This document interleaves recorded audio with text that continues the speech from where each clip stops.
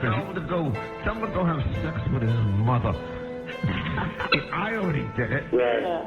Right. You go out there and you do it, right? It's gonna work. It's just gonna work, right? Yep. That's it. Rail, you scumbag. I shower every fucking day, you fucking scumbag asshole. Ugly asshole. Hey, you call me one more time, lady, I'm gonna get you on the line to check, and I'm gonna find where you are. You very fake squeal. I will file charges on your tail in a heartbeat. I'll fuck you, asshole. You're still fucking ugly. Hey, listen to me, Hunter, you idiot!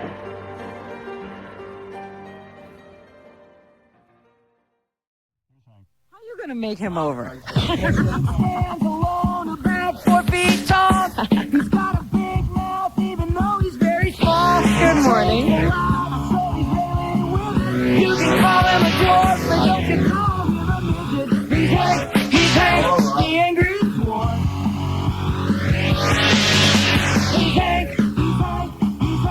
He's drunk, of course. All right, Hank the Angry Dwarf is here. Morning. Yeah, now I can hear everybody. No, but you already shaved. It looks like you're on your way to the makeover. Um, Well, we're gonna get him a Where are hair. you starting? We're gonna get him a haircut, and look at those glasses. What are you going to do about You're those? trying to get him some new glasses. Yeah. We'll get his teeth cleaned also. Oh man, I'd hate to be the dentist. That You know, has to one do time that. he showed up to an appearance that I was at. I don't know what was going on, but his gums were like so inflated and so disgusting. Look, if you touch was them, that the time in Boston? Yeah. That's the only time I've ever met you out of New York, I think. Hey Hank, so do you ever brush your teeth? I do them all the time. You do. What are you brushing with? Vodka? Are you extra drunk today? No. Actually, I'm not drunk at all. Oh, you liar! God, he wouldn't know. What have you been Well, drinking? Well, I'm so used to being drunk there. When I'm drunk, I don't even know it. Thank you. You've been how you been doing? You've been making some personal appearances and stuff. You're getting quite popular out there. Well, that's all thanks to you. Right? No, well, listen, you're a celebrity. So where's he been going? Oh, I went to the wrestling thing in Chattanooga, Yeah. and Are you getting laid off of being Hank the Angry Drunken Dwarf? no, actually I haven't. Right. That's Hard to believe. It would be wrong to use that kind of fame. How my career is spiraling right down. I'm pretty sure I'm doing something with Hank at the end of this month. Is that right? Yeah. Hank's probably getting more than you are. He's the headliner. He is. He's the headliner. I've been reduced to nothing. He likes that. You think that's funny, right? Yeah. So, Hank, we're going to send you out, and we're going to see if we can clean Are we you going up. to get him new clothes and everything? Yeah, a whole new outfit. Maybe a whole new lease on life. He's going to have new clothes, haircut, glasses, teeth cleaned. Yeah, he's still going to be short. Can you get him elevator shoes? Seriously, I'm being serious. Nah, I don't want elevator shoes. Why not? Don't you want to be a little taller? Stilts, Howard. Because how tall are you, Hank? 4 feet? 4'1". All right, 4'1". Imagine I can get you up to like 4'6". Wow. Nah, With like, 6, wouldn't it? it wouldn't make a difference. I think it would help. I think you could get some girls if you were 4'6". I've seen some of these like Mexican guys walking around. They're about 4'6". They get laid. I think if I could jack you up I get 5 probably inches. laid by Mexican chicks. So what's You wrong don't with want that? a Mexican chick? You don't want to do a Mexican chick? Oh, I do a Mexican chick in a heartbeat. Right, so there Why are you go. complaining? Howard, do you think if Hank was regular height, he wouldn't drink? Or do you think that has nothing to do with it? I think it has everything to do with it.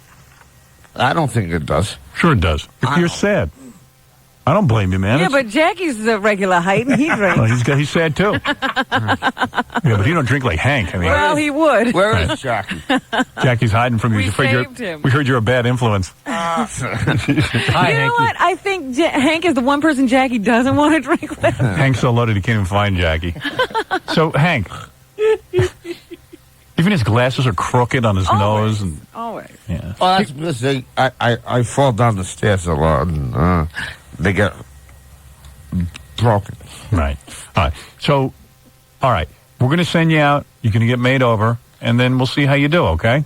Yeah, I'm going to see you tomorrow. Good. Good. We're looking forward to it. He's Do you stayed- think he'll feel good enough to come in sober if he's If he in looks new better? clothes? Yeah, I think that, listen, Hank's had a tough life. I tell you something. Some people, I don't like their whining and complaining and they drink and everything, but Hank has a right to drink. He's sad. I mean, he's a dwarf.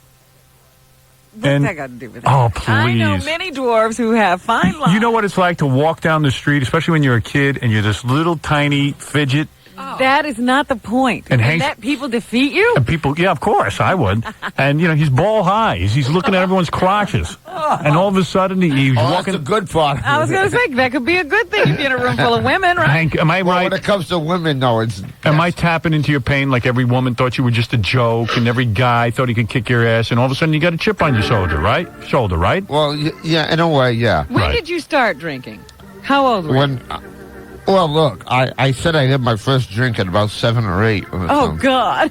And but that was my grandfather. But I didn't start drinking like consistently until I was maybe about 14. Wow. Right. Yeah, you waited a while. Hank, have you ever gone to a meeting, like an AA meeting? I once drank at an AA meeting. You did really? Yeah, Yeah. I opened up. Yeah, they threw me out. Someone made you go to an AA meeting? I was court ordered. You were court ordered. Court ordered? Why would the court order you? Because he got into trouble. After you get arrested for being drunk for the 11th time, they usually send you. So they sent you to an AA Well, meeting. No. In Massachusetts, you can't be arrested for drunkenness. You can't? So what were you arrested for? Well, the only felony charge I ever had was larceny. Larceny? Larceny. You were trying to steal something? Yeah, I stole $300 off my brother. Oh, God. And wait a second. Well, but wait a minute. Let me finish my sentence. He used to rob money off of me. Okay. Why didn't he get arrested? Because he wasn't drunk. Is your brother a dwarf also? No. He's not. Are you jealous of your brother's height? No, actually, we get along now. Yeah, but aren't you jealous of your brother's height? Why did he get born normal and you didn't? No, I don't. I don't believe that. How tall is he? How tall is your brother? I don't know. 5'6", 4'7". 5'7". Oh, would you love that or what?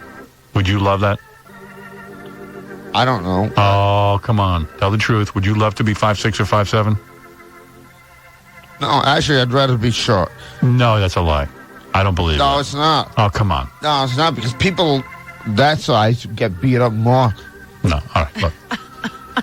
Listen You're to me. not going to beat up on somebody 4'1". So you went. Like So you went to the AA meeting. Did you bring a bottle with you to the AA meeting? A bottle of MD 2020. Okay. My goodness. And you were sitting there with how many alcoholics were in the room? How many? Everybody was it. Was it at least 20 Was it people? a good-sized room? Was it like 20 people? I say about 20, maybe 30. All right, 20 or 30 people. And you sat there, took out your bottle. How long did you wait before the meeting started, before you took out your bottle? About 5 seconds. About 5 seconds. And you began drinking Openly. openly. They threw me out. Did you pass it around, or they would discuss it? No. I didn't pass it around. I had no intentions of. Right. You said, I'm not stopping drinking for these idiots, right? But I don't understand why the court, I've just never heard of a court sending you to the AA. Yeah, they do. They try to sober you up. They put you in a program, get you help. Courts do that. No, It's only for drunk drivers, I thought. no, they do it for other things, Robin. Yeah? Yes, they do. They do it for like. Well, I was in jail, and I had to go to AA meetings, but this wasn't the time. Right. What it was is I drank my way out of a computer course. Right. You were in a computer class. You're trying to better yourself, get a job, and you started drinking in the computer class. Yeah. Yeah. And the judge, so you had to go to court because the teacher reported you. The Yeah. When most kids go to public school, there are troublemakers because they really don't want to be there.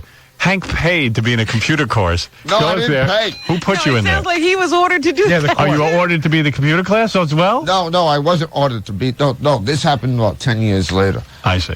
So you signed up for a computer class.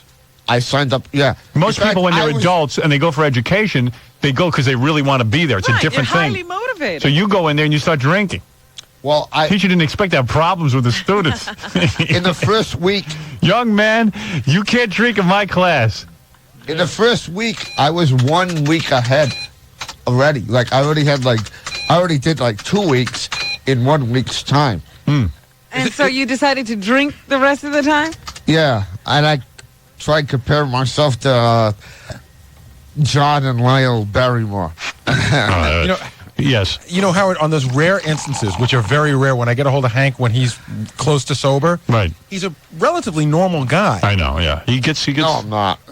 So you can have a conversation with him and stuff. Here's Tony. He wants to say something. Yes, Tony, you're a dwarf? Yes, And you had a makeover? I had a makeover. Well, my sister made me kind of said, let's break. Oh, it you in did your sister? Oh, no. Shut up, Hank. Hey, take it easy, you little drunk bastard. Okay. Yeah, go ahead. So you had a makeover. I wasn't as drastic looking as Hank was. I mean, he really looks terrible. If Right. you look at it, it just looks like he's a mess. It looks like he gets out of bed every morning and just walks around like a zombie. Right. But You're exactly right. How tall are you? I had glasses. I got contacts. I cut my hair really short. Right, and you look I better. got myself a shave, and it made a world of a difference. And it helped. And it helped. All right, so that's my point is maybe we can help Hank. Jesse, what is it? Hello? Yes, quickly. Yeah, I'm calling because before you're saying that if you're short, you have a problem and you got to drink it off. Or you're saying something about Hank because he's short, that's why he's a drunk. Yes, that's exactly right.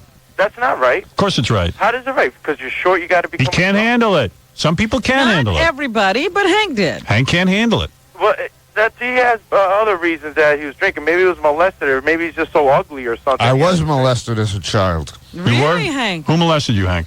Some asshole. You see, it ain't because he's short. Adam, you're on the air. Oh, good morning, Howard.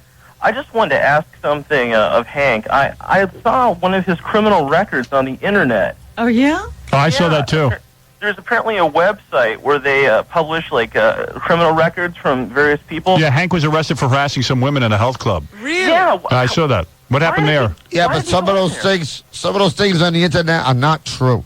Was this true? Because other people are using Hank the Angry Drunken Dwarf. Right. So are you saying that you did not harass women in a health club?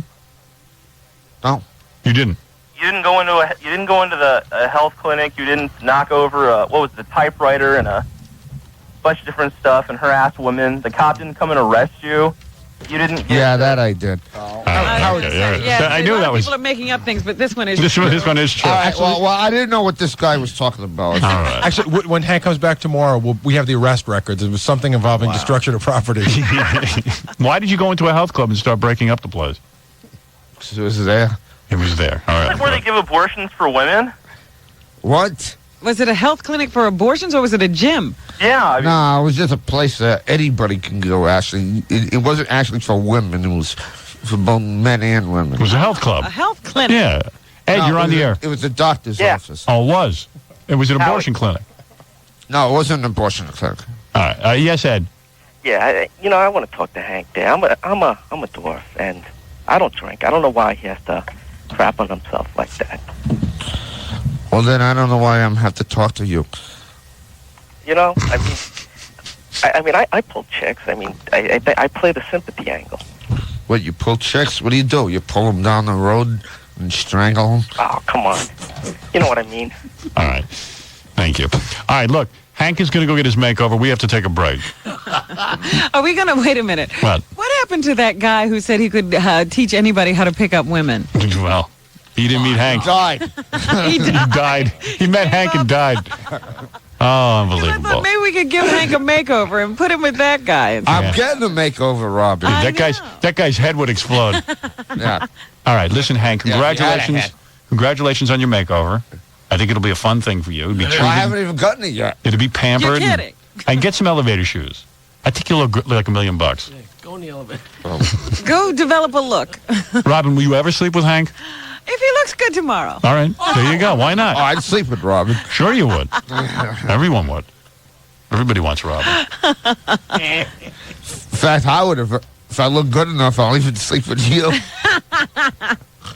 Now that may be an offer you can't refuse. I don't think so. 4 feet tall. You He's wanna- got a big mouth, even though he's very small. He drinks a lot, so he's rarely with it. You can call him a dwarf, but don't you call him a midget. He's Hank, the angry dwarf. I know dead people who are smarter than you. He's Hank, he's drunk, of course. All right. I could talk to a retarded cohog and get a better conversation out of one of them. So I could talk to a politician. I just talked to one of those church-going faggots. All right?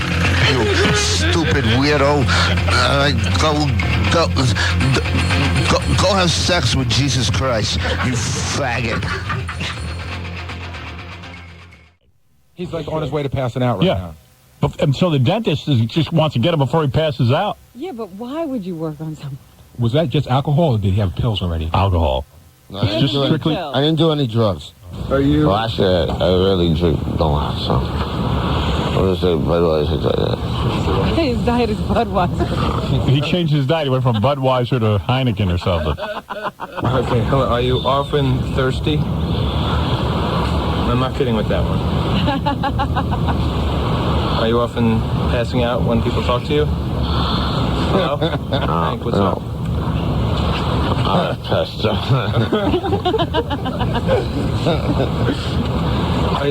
No. Am I often thirsty? Yeah. These 2 questions back. Yeah, I guess you could say that. Okay. Are you urinating more than 6 times a day? Urinating more than 6 times an hour sometimes. Oh, man. Yeah, you're on the air. This is Morty. Go ahead, Morty.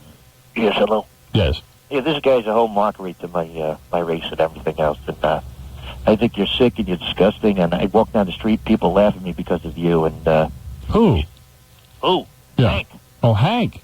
That's right. You don't like Hank? Well, I'm an accountant. I'm a CPA. I'm also a dwarf myself. And it's been tough. My whole freaking life I've had it real rough. And then all of a sudden this guy comes along.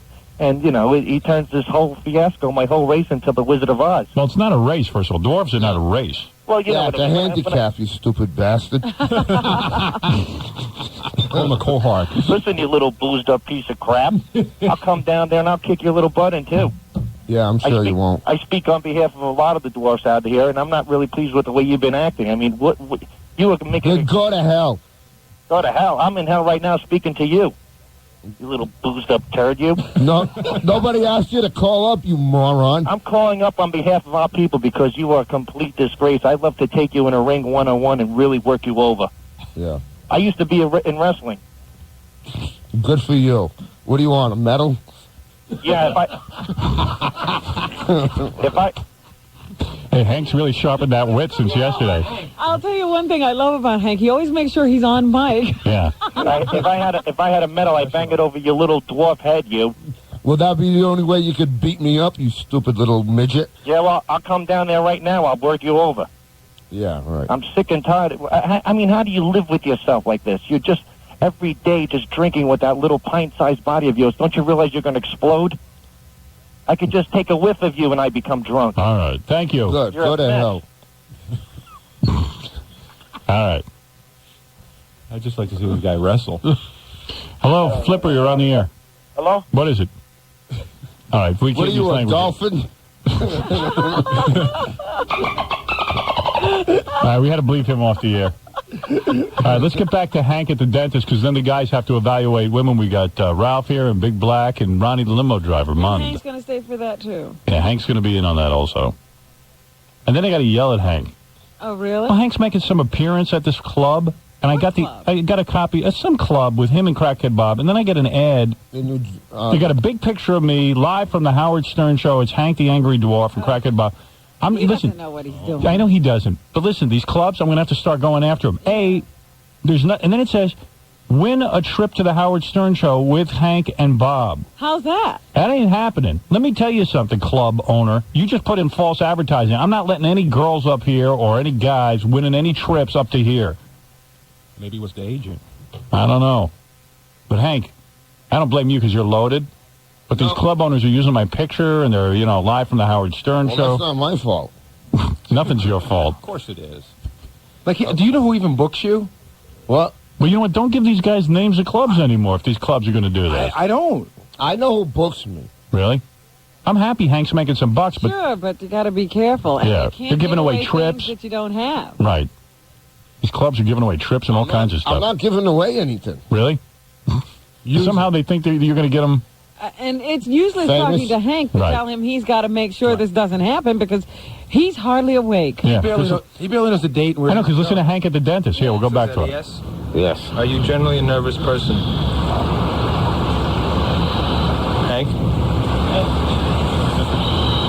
Now he's sleeping. This is what the makeover was. Just wake. During the medical history. You'd bring this drunken dwarf to different places, and he sleeps through everything. Well, this is what he does with his contract. I know. What contract? At the club.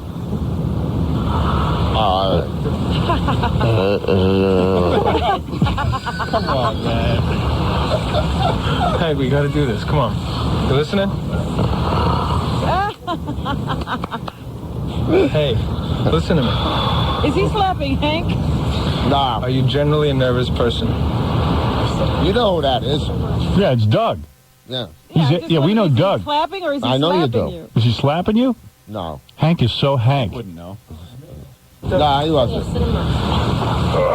So now they're trying to sit Hank up So they can wake him up. so he can go to the dentist. Yeah, and it's funny because a chair for you and me is a bed for Hank. Yeah, and Doug has some job. Like, he brings this drunk into the dentist's Hank office. At his house? Yeah, well, he brings the drunk into the dentist's office, and now he's embarrassed because, you know. He's with this guy. Yeah. All right, come on. there we go. All right, good. All right, good. Are you generally a nervous person? Only when I'm nervous. Dr. Marshall, just give us an update of what's going on and what we can do at this point. So now the doctor's trying to tell us what to do, and you can hear Hank. He's fast asleep snoring in the background. So the doctor's trying to give medical advice. Listen to this. So far, what has happened is that we have taken a health history on Hank and found that he had a history earlier in life of having had some heart problems. So I spoke with his physician in Falls River, Massachusetts, regarding pre-medicating Hank with This is funny. This is the greatest. This is the makeover. Most people are nervous at the dentist. Yeah, not Hank. You go to the dentist, don't you? Make sure, you brush your teeth. No. Mouthwash. Hank, when's the last time you brushed your teeth? This morning. Oh, you did brush them. With But what? you didn't brush him before the dentist. Toothpaste. No, I brushed them right here in the men's room. Really? With your finger and toothpaste? Vodka. No. With a You had a toothbrush? toothbrush? Yeah. and he gives The no dentist history of actually gave me allergy one. to amoxicillin. So that's what we intended to do, and we got the amoxicillin capsules for Hank, but he refused to take the amoxicillin capsules because he says he has trouble swallowing capsules. You can't swallow a pill, you baby? You could swallow a fifth of vodka. You can't swallow pills? Yeah, Really? I know, but that's different. You can't swallow pills? You never learned how? Oh, I used to do all kinds of drugs. Right. So what's the problem?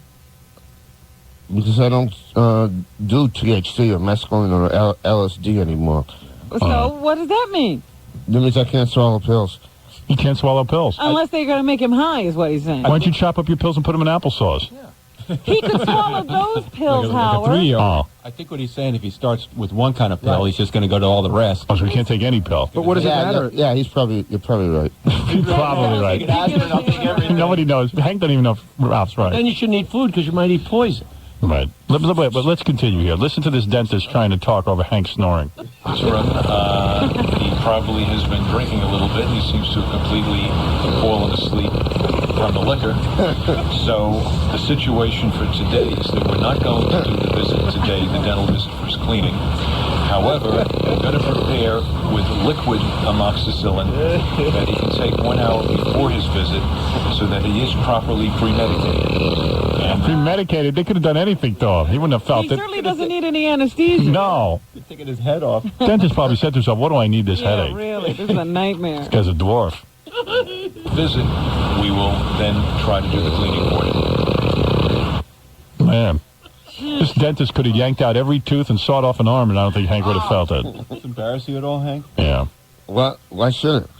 Anyway, we want to thank the haircut and manicure courtesy of Flex at Dramatics, New York City, 57th Street. The They dentist, certainly did a wonderful job. Dr. Howard Marshall on 57th Street. The glasses courtesy of Cohen's Fashion Optical, 57th Street. Dr. Fell, thank you over there. Tuxedo courtesy of Baldwin Formals, 56th Street. And the photo shoot courtesy of Terry Gruber Photography. There was a photo shoot? Oh, yeah. Yeah. There sure was. I don't know how many pictures were taken of me. Yeah, Dave, what is it? Hurry up, because I got to get this girl in here to get evaluated. Okay, hey, Howard. Hey, Hank, you're the greatest guest ever. I just Hey, all wanted right, thanks. At least Yeah, somebody you're cool, likes me. man. I don't know how you drink so much, but you're raw. Anyway, you had once told me, because I met you a while back. Yeah. I hope The that... rats are already leaving. Well, you hear what that guy Craig Shoemaker said? He said, this is like jumping off the Titanic, being the first guy. The quote is, he feels like he's bailing out the Titanic with a shot glass. With the shot glass.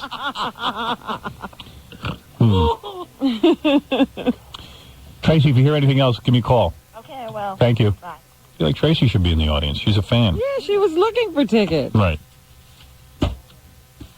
Well, if you call over there and try and get tickets, let me know what happens. Let's see if we can't get them to give away some tickets. That's crazy.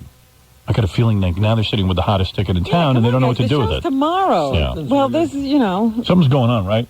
We better be prepared for anything. Right. This is like going into war. I mean, what would be their... like the reason, would they have a bunch of suits sitting there and tell them not to react? I mean, what do you I don't think know. It's just that popular that all the executives want to be in the audience. I don't know, but Ralph seems to have a theory. All right, what is No, I his don't have a theory. I know somebody who was in the audience of the show the other night, and they were promoting Kelsey Grammer and Malcolm Jamal Warner, except he couldn't say Malcolm Jamal Warner, so they just had to give up. So what happened? He just promoted Kelsey Grammer. Really? They just let Malcolm outta Jamal here. Warner out. Yeah. So what they do? They kept saying, and then so they edited it out of the show. Yeah. They just said we got to retape it again. You know, they just took a break and for the promo and retaped that part of it, but they left. He didn't even try it a second time. Wow. Well, why didn't they get a white guy to just say it? I don't know. They fired him. They fired the one. That's right.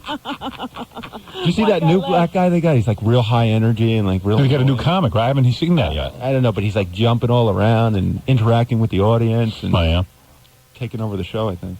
Good. Good idea. They can't give away tickets. And now they finally got some people who want to go. That people want. They won't let them go. Not giving away. They're even screwing that up. Yeah, Pat. Hello? Yeah. Yes. Hello? Yes. Yeah, hi, I'm sorry. I had some on a cell phone. I just wanted to let you guys know the reason tickets aren't available is going to be a very stacked audience against Howard. You know that for Fine. a fact. Yes, I do. What are they going to do? Like, what are they going to do? It's going to be typically where they're not going to be laughing at you. They're going to be going along with magic. And It's not a war. I just want to see. Don't you? You know what? Let them do what they want. But I can't tell them how to produce a show. These are the professionals, Howard. Yeah, I know what we'll do. We'll bring in a lot of Magic's friends, and he'll look like he's winning against Howard. That's what I thought. I said, it's going to be Magic's family. That's exactly what it's going to be. How do you know this? I don't want to even jeopardize what I'm doing, but I got to go. But that's exactly what it's going to be. Can you tell me how they're getting that audience? They've already got the audience. It's a paid audience. Wow. I totally believe it. I believe you, by the way. Yeah, that's exactly what's What going to are happen. you That's the only way you doing, get- stupid people? Is that how we play basketball? So what is it, like all black guys? It's mostly it was paid to be look like a young black hip audience that's totally. You know not what? We're going to get stoned. Yeah, but you know what's going to happen, though? The show's going to suck, because that's their problem. That show, they pre-plan everything. They're so afraid of having some reality. Some real reaction. have one good show and that'll be. Oh, man. I tell you, I know so much about media. I am the king of media. All media. Absolutely. And I'm telling you, they're going to blow it. They're going to make it, I mean... Being stupid. Now it's going to be like a confrontation. Now you got some people who really want to go. They're blocking off all the tickets, and they're paying people to sit in the seats and root for Magic. It's not a basketball game. Everything to them is a basketball game. You know what they're going to do? Every time I talk to them, I have guys holding up stuff so I can't get the shot in. Right, What do you call that? right. When they hold up that stuff? That's interference Yeah. is what it's called. Spike Lee's going to be running around. Yeah, right. It's gonna be like a basketball game. It's like, dude, it's an entertainment show where people are having a good time. You don't even have to pay anybody to show up. It's fun. Why don't you let the people in who want to be there? This was an audience you didn't have to buy. You wasted money. Gary, get me Todd Yasui on the phone. Any chance we could see you naked? Yeah. Really? Well, let's go. What are we waiting for, guys? You want to see her naked? Yes, absolutely. Hey, you know what? We had dinner with Al Goldstein, and he said, let me tell you about Howard. He's just a sweet little Jew boy that needs some of Mama's milk. So he said you need to go rub him in Howard's face. So No, I don't need that. I'm a half Jew, by the way. Al telling people about you. Yeah, like Al knows me. You guys hang so often. Yeah. The word Jew boy seems to flow off Dixie's tongue. Yeah. With that accent, it sounded all too Where real. are we from, Dixie? You from New York? I'm from Pensacola, Florida. That's right. Yeah. Hey, I'll go see you, Jew. What's wrong with you? We had little dinner Jew with boy. the Jew Al Goldstein. Hey, Jew boy, 30,000. All them Jew boys pay me 30 grand to have my sexual services. Jew boy and a colored. So anyway, maybe we'll see you naked after one of the guys wins. Yeah, we'll wait till they win. Okay, that's good. All right. Well, what the hell? We'll have a build-up. All right. Now, and Yeah, by the way... where do you go after that, Artie? To the bunny ranch. And what's your personal story? You married? No. Got a boyfriend? No. How old are you? That's not a question 20. to ask. Yeah, there you go. Someone told me you have a kid? It's hard to believe with a body like I that. have an No, you don't have a kid. Yeah. I have an 8-year-old son. No. You have No. Oh, that's right. Yeah, you don't have a kid. You don't have a kid. Yeah, we don't want to hear that.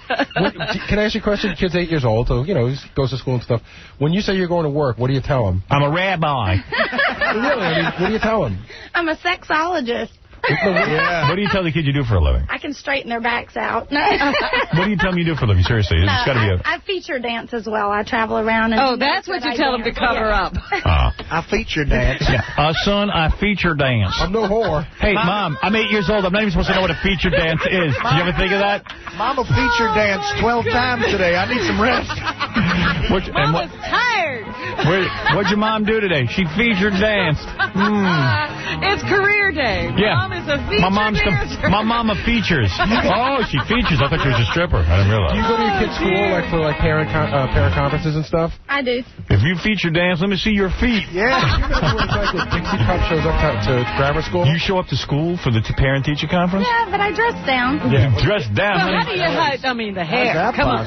Honey, look at the boobs and everything. Is the teacher a guy? No. Have you ever banged your son's teacher? No. No? Has he got $300? I doubt it. He's a teacher. Oh, my God. What if the teacher winds up at the bunny? That'd be so great. Oh, man. Did you ever do the teachers to improve your kids' grades? No. You better give my son an A. My son's going to Harvard. Yeah. You give my son an A, you'll get 2 double Ds. Have you ever done a teacher yourself, just for your own? Like, did you do a teacher in high school or college? No. College? Did you go to college, Dixie Cups? Nope. You did not go to college. You bypassed college. Seems like a bright girl, though. You don't seem like you're a run-of-the-mill hooker. I'm telling you. You don't. Well, thanks, Howard. You're a sweet girl. You seem like you've been to charm school. Yeah. You're all right, honey. Yeah, honey. Southern raisin, right? I'm going to give you a compliment, honey. You ain't like these other whores. You're not a common whore. Look at her. I keep thinking of, like, Petticoat Junction. Yeah, she's cute. I know. She could be one of the girls. Stand up. Let me take a look at your butt. I didn't get a good look when you walked in. Wow. Holy Christmas. Good Lord. And how long have you been doing this for a living? I've been dancing for 6 years. Hey, let me see that booty dance. Yeah, that's it. That's a feature dance. That's a feature dance you're Got giving a me. feature dance. That's a feature dance. That there's a featured dance. You know how to dance, honey. You sure do. Now, don't you be dancing for no colors. You sure look purty. But who's the father of this child? He's just a local guy. Artie Lang. That's right. A local guy. That costs $600 to father a child with it. Yeah. How much I got to pay to have a kid with you? Oh, God. No more kids. That's it. Let me tell you, honey, you look good. I'll tell you. I think Howard's making fun of my accent. Hell no. What gave you that idea? Oh, no. Honey, that's enough talking, honey. Yeah, we don't want to know your accent. Hey, you pay my mom when she dances. At what age are you going to tell the kid that you're a hooker? Or will you give it up before he's... When the kid shows up with $300 at the bunny ranch. Oh, that's Take good care of my boy. Would you ever take your son to the bunny ranch to get his first experience? Yeah, like... Definitely, yes. What's the age that a boy should... You know, I don't know. When you're a mom, you don't like to think. 11. Send him in with Yucko. Don't bother me with thinking. When you're a mom, you don't like to think. Not in Pensacola. We don't want to think about that. You don't have going in there with Robin. She's behind the wall. Finish talking. Yeah, really, seriously, what age are you going to tell the kid that you're... I don't know. I guess it depends on how soon he comes into... Yeah. You know, being interested in women and that sort of thing. For boys, that's about 11. What if he's not interested in women? There's a... Well, Good chance. then we'll deal with that. Would you ever have sex with one of your son's friends if he comes to the bunny ranch? Oh, my goodness. No, I couldn't do that. Oh. And they don't send the kids over to your house for sleepovers. No. Mom, I want to go over Aunt Dixie's. Mrs. Cups, could I have a sleepover at your house? I'll leave the thinking for the Jew boys. Mrs. Cups. Hi, Mrs. Cups. Mrs. Cups' house. I brought you a cobbler. Mrs. Cups, I made you a peach pie. Can I have a sleepover? Do the kids come over and think you're a total MILF? I mean, you're the hot mom in the neighborhood, right? Yeah. Where do you live? Do you live like in a trailer community, or you got a nice house? I have a 37-acre farm. No kidding. Thank With a goodness, trailer no on it. neighbors. What do you grow? What do you grow? Blueberries. I have blueberries. Breastises. But you really... So the kids come over, and it's a normal life other than this... okay, well, let me tell you. That's a normal life, baby. And what about, like, really kinky things, like anal? How much does that cost? Well, the anal is... I'm very selective on anal. Not everybody can get that. Yeah. Oh, come on, Mrs. Cups. Mrs. Cups, I baked you a $300 pie. They have to either call or come in. I have to qualify them. They can call 1-888-BUNNY-RANCH. Right. Oh, okay. And some guys can have anal if you approve. Right. You've turned guys down on Well, has it got to be a really good-looking guy for that? He's got to be a really small guy. Do you get into any of the fetish stuff? Like Blumpkins, Dirty Sanchez, any of that nasty Sanchez? Yeah. So Golden Shower could be purchased Yes, from definitely. you. Yes. Really? How much? Really? Is that expensive, Golden Shower, for you? Well, no. I mean, if they just want a golden shower. Oh, what if I want to do one What of if you? they want to do you? Oh, I'm cool with that. How much? If you want to do me, Yeah. $100. I'm easy. $100? Mrs. Cups! Mrs. Cups! Hey! You marry me! I told you, I enjoy what I do. You sure do, baby. Now, when did you discover that you love this so much? Hey, Ma, you should charge $200. The kids are like... Shower Johnny's mom. Got carried away. Well, Mrs. Cups, you are something else. Can I ask Mrs. Cups, how old were you when you lost your virginity? I was 18. Really, baby? You got into the game late. Yes. And how much was that? Oh, stop it. That was free. Really? But and you had this really normal... Like, where did it change? You know, you come from you were a religious family? Relatively, you went to church on Sundays and stuff? No, I didn't go to church. I'm just trying to figure out, like, you had this nice life, and you went to high school, you were a cheerleader and stuff? I'll tell you how it happened. Did you I was grow a up tomboy. thinking? She's a hot chick. Right. Yeah. She's working in the strip clubs. You're doing the lap dances. You're practically doing stuff to guys anyway. And she Yeah, but how figures, did she get to the strip club? Right. Look at her. Well, I went in to talk to some of the girls about getting implants. And I went and met some of the girls. You go to a strip bar, you know, they'll talk to you about it. So I went in and talked to them. Yeah, but what were you doing before that? Were you a secretary or? No, I worked at a gym. Uh-huh. Yeah, you got a smoking body, honey. Yeah. Thank you. What did you start out with, cup-wise, Mrs. Cups? I was a B cup natural. Oh, that's before she changed her name to Cups. Right. Well, let me tell you boys, I forgot you guys were here. I know. Yeah, but There was supposed to be a contest going. we're going to play Queen for a day. Now, Dixie Cups is only one of the girls at the Bunny Ranch. How many girls are there at the Bunny Ranch? We have a lot of girls, and this is the only brothel where they have, like... And most of them are alive. That's right. You can't get any dead girls at the Yeah. Bunny Ranch? So how many girls at the Bunny Ranch? Probably 40, 50 girls. Is it a series of trailers, and then, like, you bring a guy into your own trailer? No, it's one big house, and we all have bedrooms. I see. And And we have a parlor out front where the guys can get a drink. A parlor. A parlor? always a parlor. And a cement pond. No. Come on into that. Parlor. What are you talking Come on into the parlor. No colors in the parlor. Or cold vittles. Hey, no colors from the drinking fountain in the parlor. You got your drinking fountain over here. Okay, whenever I show you my body, Howard, they have to close their eyes. They're being they're mean, aren't they? Right. Hey, I got $300. Am I nice? No. You became a lot nicer for You don't $600. have enough money now. You're being mean. Yeah, many days do you work? You don't work here. Why are you feature dancing if you... Well, actually, I haven't taken a booking since I came out to the ranch in April. And now I'm just going out there, and I go like a couple of weeks out of the month. Oh. Like, if you go to the ranch all day and you do like 6 to 8 guys, when you go home and you have a boyfriend, will you do them or you just say, look, man, I'm too pooped. I do this all day. I love it. I mean, you love sex. Are you a nymphomaniac? I would probably say yes. Really? Do you have orgasms? Oh, yes. And you don't feel like at the end of the day like you have to shower, like oh, God. Yeah, like a hose? And you know, like I got to wash these men off of me? No. You have orgasms with the guys that pay you? Yes. Really? Wow. Sometimes if they're good.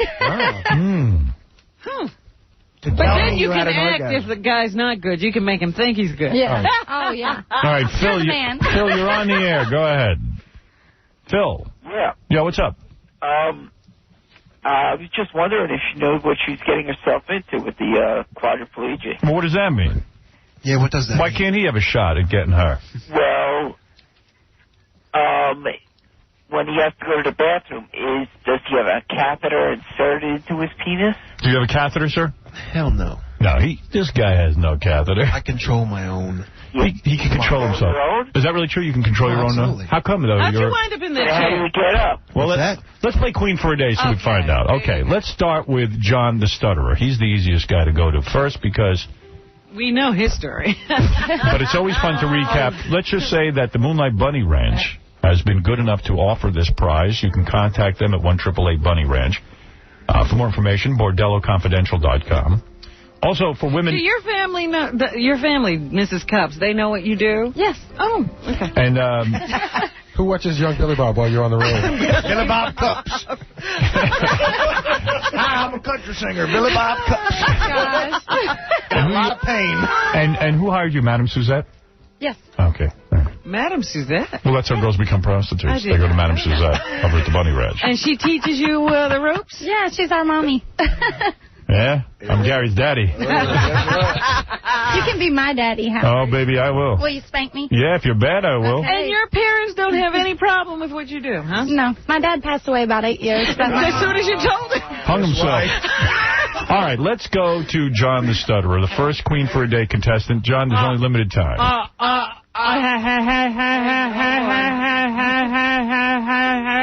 right, you win. Next story. Thank you. No, Howard. All right, let's go to contestant number 2. No, I have to. What? No, I have to. I have to. Your time is up. No, I have. Contestant number 2. Let's go to contestant number 2. We have to go to contestant number 2. You've used up all your time. What? No. You've used it up. You've used it up. You can't cheat. You're breaking the rules. 20 seconds to get You your were supposed to get your story story out. No, your time is up. Your time is up. No, I have. We're going to have to turn off your mic. John the Stutterer, you are contestant number 1. We get an idea that you're in bad shape. No, You're going to be disqualified. We'll throw you. Do you want to be disqualified? No, I He really needs to tell you this, Howard. Yeah, no, I know he has to tell me, but the rules are the rules. The other contestants. No, I have to. The rules are I have to quickly make this extremely important. You are This disqualified. extremely important. Start again. We missed Start again. Correction.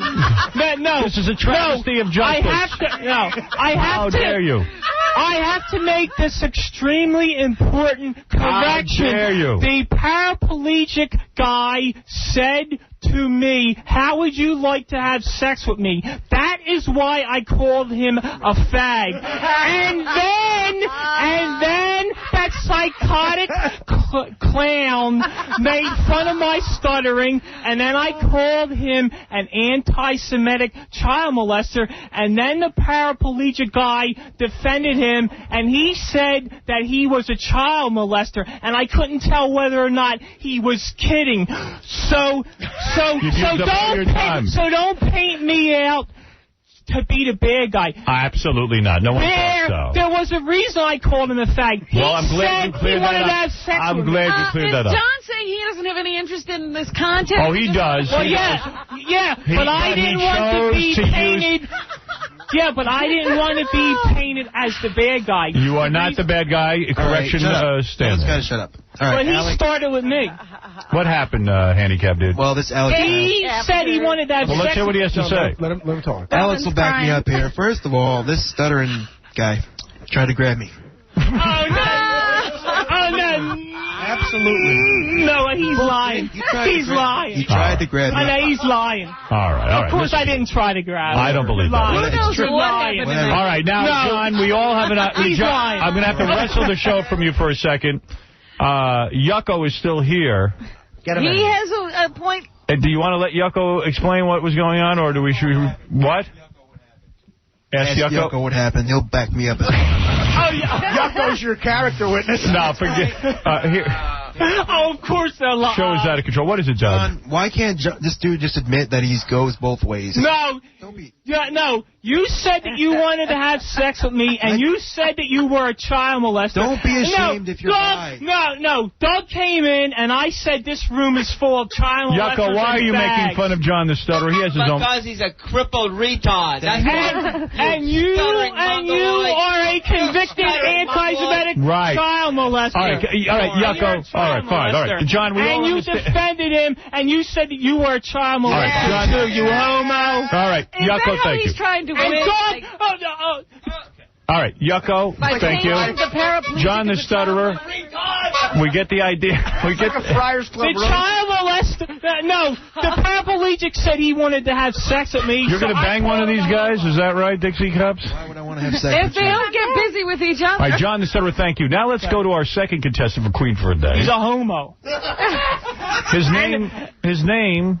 5'2". I doubt that. But does it matter? It doesn't matter. You can't stand up? No, I can't. Your hands are useless? Absolutely. Your legs are useless? Yes. I can how see did you that. get this way? Go ahead.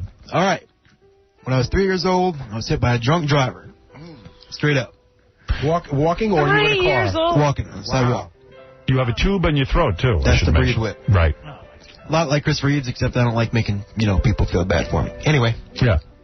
Stem cell research could help him, Howard? I don't think so. I think it's the lost cause. Oh, really? I'm just kidding. 3 years old. Now, 3 years old, you were hit by a car. You became a quadriplegic. Did your parents abandon you? Hell no. No, they stuck with you. Yes. And you've never been able to get laid. Now, you say Are you a virgin? Yeah. Yes, I am. Did you a lot of that is by choice, by the way. How old Really? Are you? Really? Yeah. How is it by choice?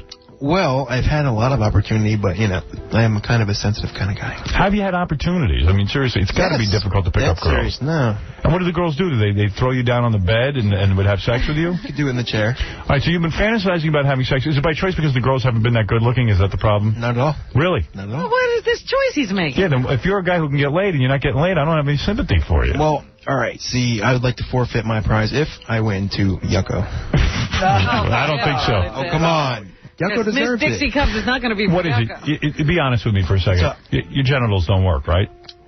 Not true. Then why would you turn down getting laid? Are you gay? Not at all. A homo. He's a homo. He said that he wanted... Howard, he did say he wanted to have sex with me. Are you homosexual? And he defended... Howard, I'm telling you, he defended Yucko. He said he was a child molester. I think you can't feel it, right? No. Really? You can't feel sensation? No, I can't. You can't. So it's really a waste of time. So you don't even care. All right. Hey, that's contestant number 2. Hey, Howard. Why did he come into Can I squeeze something else in there? Sure. Nothing to do with the topic? Well, go ahead. You sure? Yeah. All right. Basically, I got to say one thing. All right. There's this thing I got to do. I'm going to be the first guy in the U.S. able to drive a vehicle with my mouth.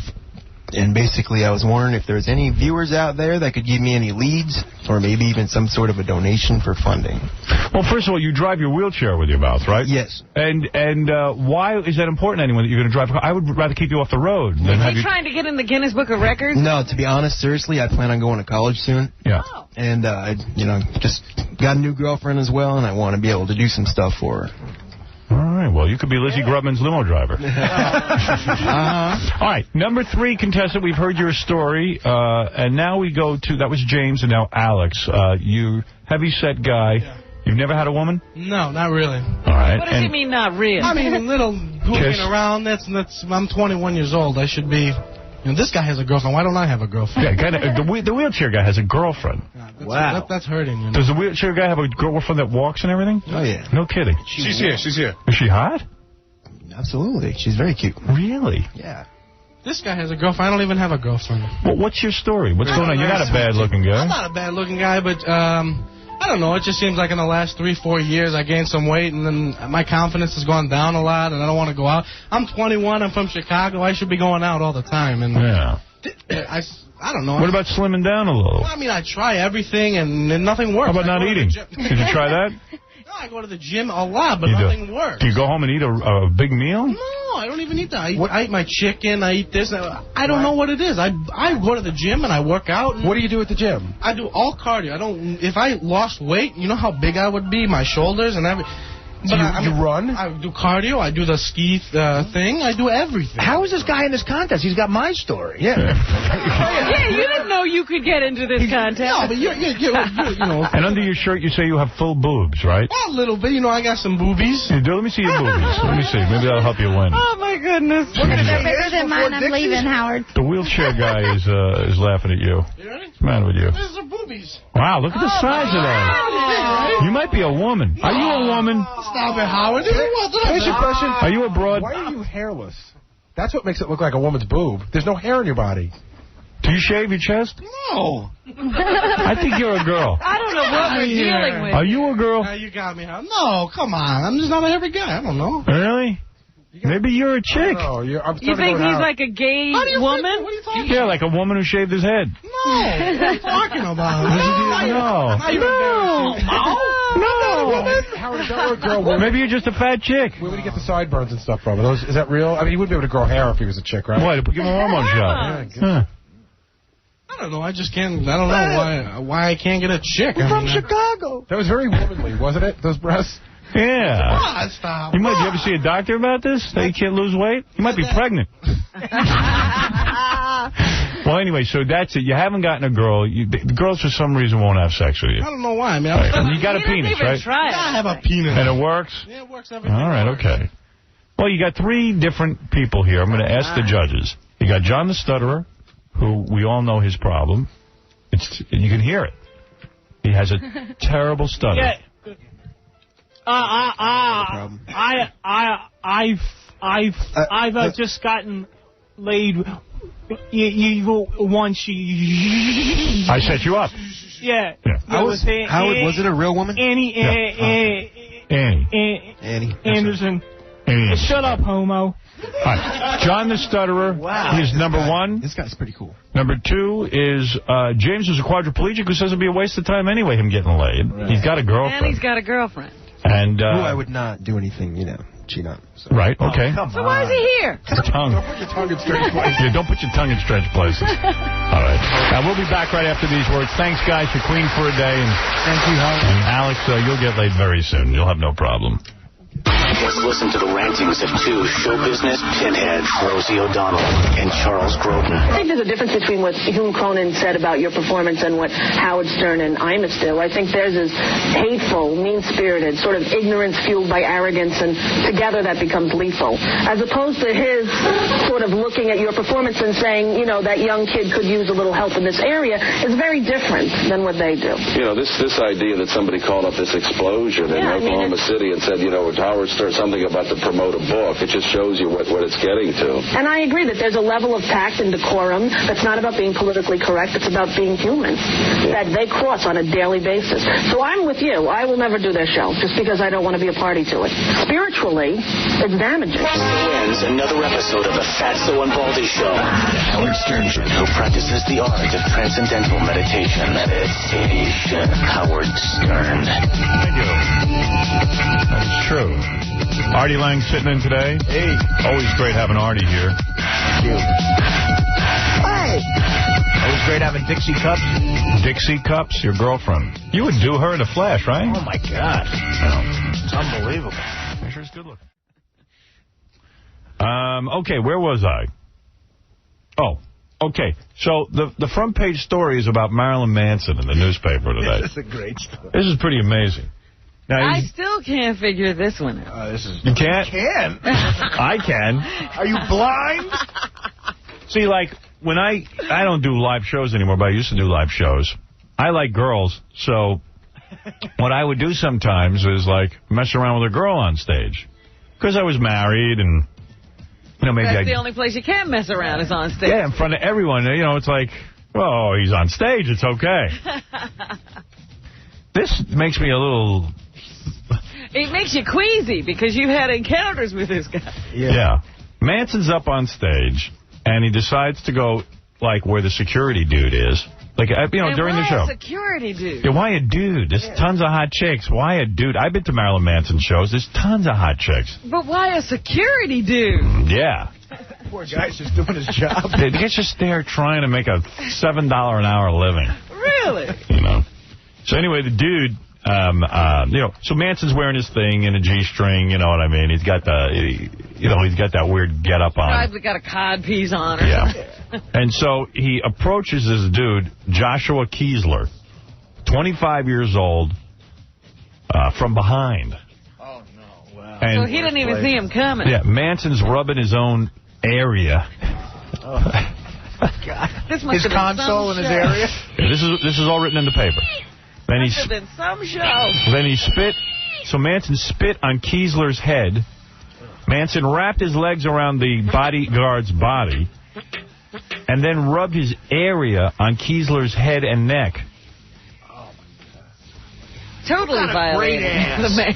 I guess he didn't. Did he rub his area, or did he with the G-string on or off? I think it was on. I don't think I think he was dressed. Yeah, he wasn't naked. Oh, no, he certainly was dressed. Spit on the dude's head, though. That ain't right. That's like not a right. David Copperfield, right? Yeah, that's a David Copperfield. You spit on his head, and then when he turns around, you think you're done.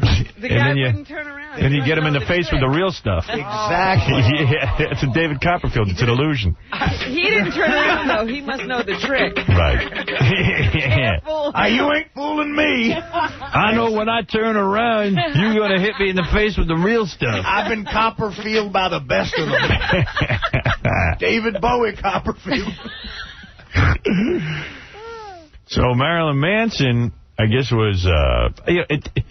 the spitting on the head disturbs me. I don't know, and I don't know why he's hanging out with a dude on stage. You know what I mean? Like why does your mind go there?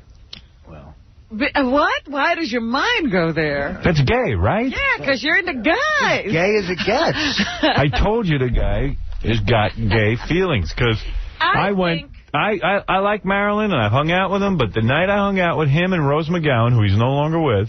She's hot, too. She's hot. And they're broken up. He put his hand on my leg and started squeezing my knee, and I thought it was roses, because, everyone looked a little high or something. I don't know what they were. Yeah. So I stood up to show him that it was my knee. I sat back down. He took my leg again and started rubbing it, telling me how good I looked. Oh, my God. Yeah. Oh, my God, like, sounds very gay. You know I don't look good. I think maybe you should join this security guard suit.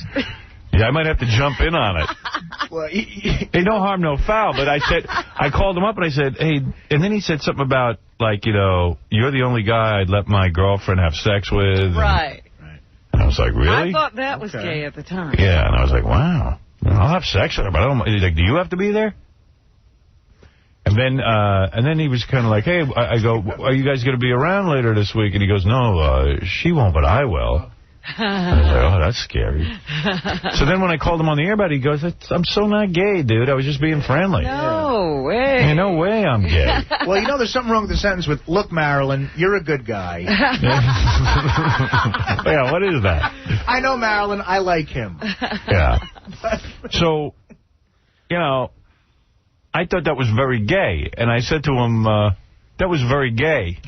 And he said, no, really, he goes, you got it all wrong. I was just like, hey, you're a friend of mine, and I was just saying hi. And, hey, backtrack. But I've never rubbed another dude's leg. No, of course not. No. But I remember there were instances where he said he's actually had experiences with men, right? Yeah. I guess he spits on Yeah, he has. I think Marilyn's a homo. You don't even think he's bi. Like a depressed 14-year-old kid. Yeah. I think Marilyn's a homo. Hey, Gary, you got to get Marilyn on the phone about this. He's in Japan, according to the paper. Hey, Japan's got phones. They invented them. Hell. They invented them. They didn't. Alexander Graham Bell.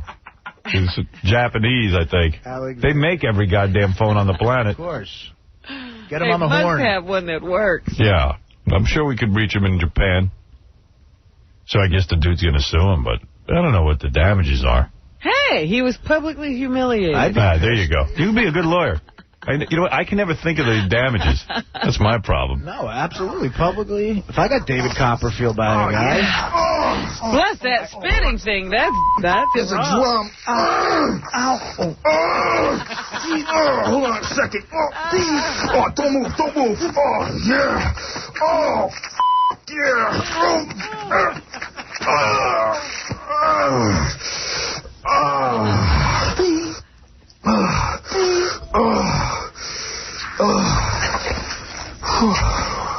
Hey, man.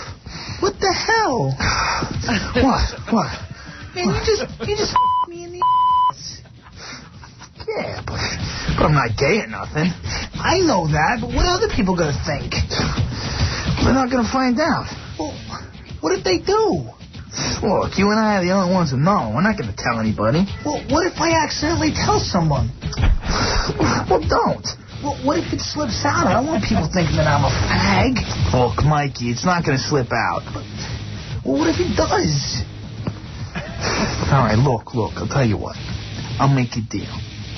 If you try really hard and promise not to let it slip out, I'll suck your Okay. Hey, Brock. Yeah. You're on the air. Hey, how you doing, Howard? Hey. Hey, man. I think Marilyn's been putting you on, man. I know that story, man, that you said, but, dude, no way, man. Because I was backstage at a show, man, and, dude, the chicks are all over him, and he's all about the chicks. All right, good. I mean, hey. He didn't come on to you, is what you're saying. Hey, just because you're not hot like me.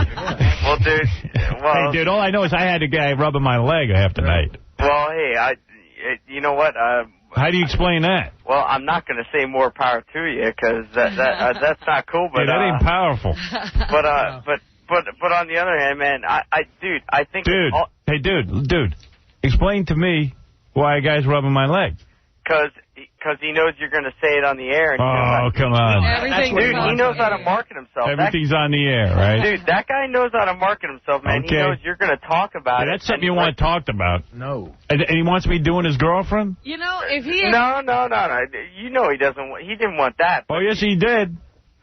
Well, dude, as far as I'm concerned, that guy knows. That guy's the next to you. He's the second best marketing genius in the world. You know, I ain't going around rubbing a dude's leg trying to get that on the air.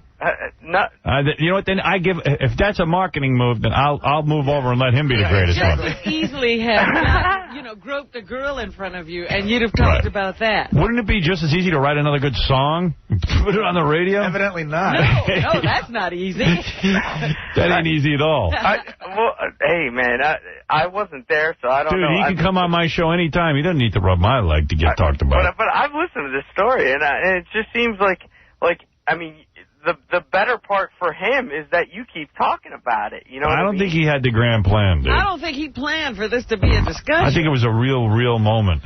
Are you? Then, like I said, man, we weren't there, and none of the listeners were there, man. So, but I mean, well, what do you think? I'm lying to you? Oh, no, not at all. But I mean, I definitely think that he knows what he's doing. He sure did. Right. He's rubbing a guy's leg. Yeah, he was rubbing my leg. Hey, but see, there's no defending that. I know it's tough to believe that Marilyn's gay, but yeah. No. All right, Rob. Marilyn's not gay. Dude, you know, like how everyone says Ralph's gay, but I know that Ralph. Like yesterday, we're talking, right? Ralph wants to get on Fear Factor. He said to me, "What happened to you doing Fear Factor?" I said, who knows? I don't know if Rogan's serious or what. He goes, I say, I'd love to do that show just because I'd like to try to see what I could do. I said, what, you would eat, like, sheep's eyes and stuff? He goes, yeah. He goes, I don't know if I could eat, like, a bull testicle, but, whatever. I said, all right. I said, I tell you what, Fear Factor, I'll get you on there. And here's what you got to do. One stunt. You got to use your mouth with a dude And then when he's done, Joe Rogan checks him out to make sure you gotta swallow. you swallowed everything. Oh, God. Yeah. So he goes, Dude, that's not cool. I don't think I could do that. That's the right answer. Dude, that's not cool. Yeah, no kid. Would that be a great fear factor? A sexual fear factor. Oh, man. Here, He only said he didn't think he could do it. Yeah. I think a real man says, I'm not doing that. Yeah. Dude, So it could be Ralph versus Marilyn Manson. Dude, I was going to say, that's a whole different story. I mean, well, then we'd know. If it was Ralph versus Marilyn, man, we'd know what's up. Fear factor. But well, you got it there. I mean, you Queer got the factor. Queer factor. It's a new show. Well, you got the proof right there. If you can pull that off, man. But I gotta go. You're gonna make the same point again. I'm just telling you, dude who's rubbing my leg. I don't know what that means. I'm breaking the news to you. Your hero is gay. No, hey, he's not my hero. I still think that the guy just knows how to make his Hey, money. talk to Billy about it, Brock. Go ahead, Billy. Okay. Howard, Marilyn Manson is a fudge packer. Thank you, sir. Thank you. No doubt about Finally, someone who makes sense. Thank you, a voice of reason. All right, Howard. A friend of mine used to work down in Florida in a club, and while he performed, this was about 8 years ago, she walked in, the guitarist was performing oral on him in the back of... No dude is putting on a concert, and he's looking around the audience, and you see hot chicks, and you see a security guard. You don't go over and, like, start simulating sex with a security guard. A dude always says, damn, I'm just going to mess around with a chick. Right. Yeah, but, dude, he was backstage with all the hottest chicks. Doing what, though? Trying to get out? Trying to get out of there. Well... So he could go to the club and rub my legs. He was trying to get to you. Yeah. I think Brock might have grabbed his ankles for Marilyn Manson. Oh, man. Is that Hey, Brock? Brock, is that the problem? No. You want to grab your ankles? No. Brock likes something else that rhymes with his name. You want some tossed salad? No, dude, no, man. Marilyn, toss my salad. I'm Brock. Is that Brock? Yeah, hey, Brock. Brock is a homo name. Oh, man. Brock, you're a homo. Wait a minute, Brock. How old are you? I'm 25. You might be too old for him. So's Joshua Kiesler. I could set you up with... Marilyn's into older guys. I could set you up with Yucko the Clown. Oh, man. Likes 25. All right, thank you. Thanks, Howard. Yeah, go be with your boyfriend. Oh, man. You know what Brock rhymes with? Put a C. All right, thank you. All right, thanks. Not Croc, but close. Very naive. Very naive girl. Yeah. Mike, you're on the air. Yo, Howard, I'm not defending the guy's sexuality or anything, you know, because I'm a fan of his, but it was more like a taunting thing. I'd seen the whole thing, and it was like he was doing it to the other guys, too. He, like, stuck his groin in the guy's face and stuff. I was like, dude. Just some it's theater. wrong, but, you know, I don't know if it was meant sexually, you know. Yeah. That's not a sexual I don't know. I don't know. There's no other way to taunt a guy. Right. Yeah, all right. Well, there's no way to, like, tease him or something. Yeah, no. I would have come up with a better idea personally. Yeah, right. Okay, I'm going to tease a bunch of guys by putting my groin in their mouths. We should do that all the time at the dock. Yeah. When I worked at the dock, I said, I want to tease Tony. I taunt a lot of guys for a living, but I got to tell you something. You don't see me doing that. I know, it was wrong. All right, thank you. Bye-bye. Claudine, you're on the air. Howard? Hi, Claudine. Hi. How are you? I'm fine. Oh, good. Hi, Robin. Hi. I wanted to talk to you about chiropractors. You didn't mention them yesterday. In my pyramid? In your pyramid, exactly. Well, I told you. First, human doctors. Doctors, you know, real medical doctors are at the top of the medical profession. Top of the heap. The second most important are dentists because they work on the human mouth. The third most important would be veterinarians. They're way below any human. They're before chiropractors, though, even though chiropractors... Hold it, I'll give you the whole thing. Well, I'm just wondering. Then veterinarians are way down there because they're working on animals, and all of their patients end up dead anyway. They kill them if they can't fix them. Then pharmacists, because they're guys who wanted to be doctors but couldn't get through medical school. And then somewhere below... gays, blacks, Jews are chiropractors. Chiropractors are way down the worst. You're right below mulatto. Yeah, I mean, chiropractors are right. You want to know Indian. You want to know where they are on my pyramid? Forget about that. Forget about the race stuff, because that's just being funny. chiropractors are right there with astrologers, psychics, and tarot card readers. They're con men. Yeah, they're con men. Oh, my God. Absolutely. Chiropractors are the lowest. And you know what's scary about chiropractors? Wait a minute, there's no tarot school. Wait a second. They go to school. Right. That's what's scary about chiropractors. They actually think they're doing something. You know what it is? We took an X-ray. We did an MRI. You're out of alignment. Right. Oh, really? Yeah. And what I'm going to do is twist you back into alignment. And they believe it, too. You know, that's the sad part. At least somewhere when a psychic works on one of those 1-800 numbers, when the psychic lays down in bed at night goes, God damn, I'm a phony. Chiropractor's like, I can't believe we're not treated with respect, and I can't believe that the medical insurance doesn't cover chiropractic. Yeah. Chiropractic. Yeah, chiropractic. They get some whacked out names for crap. We study for 3 years. We study the human spine. F you. Jack off. Rip off.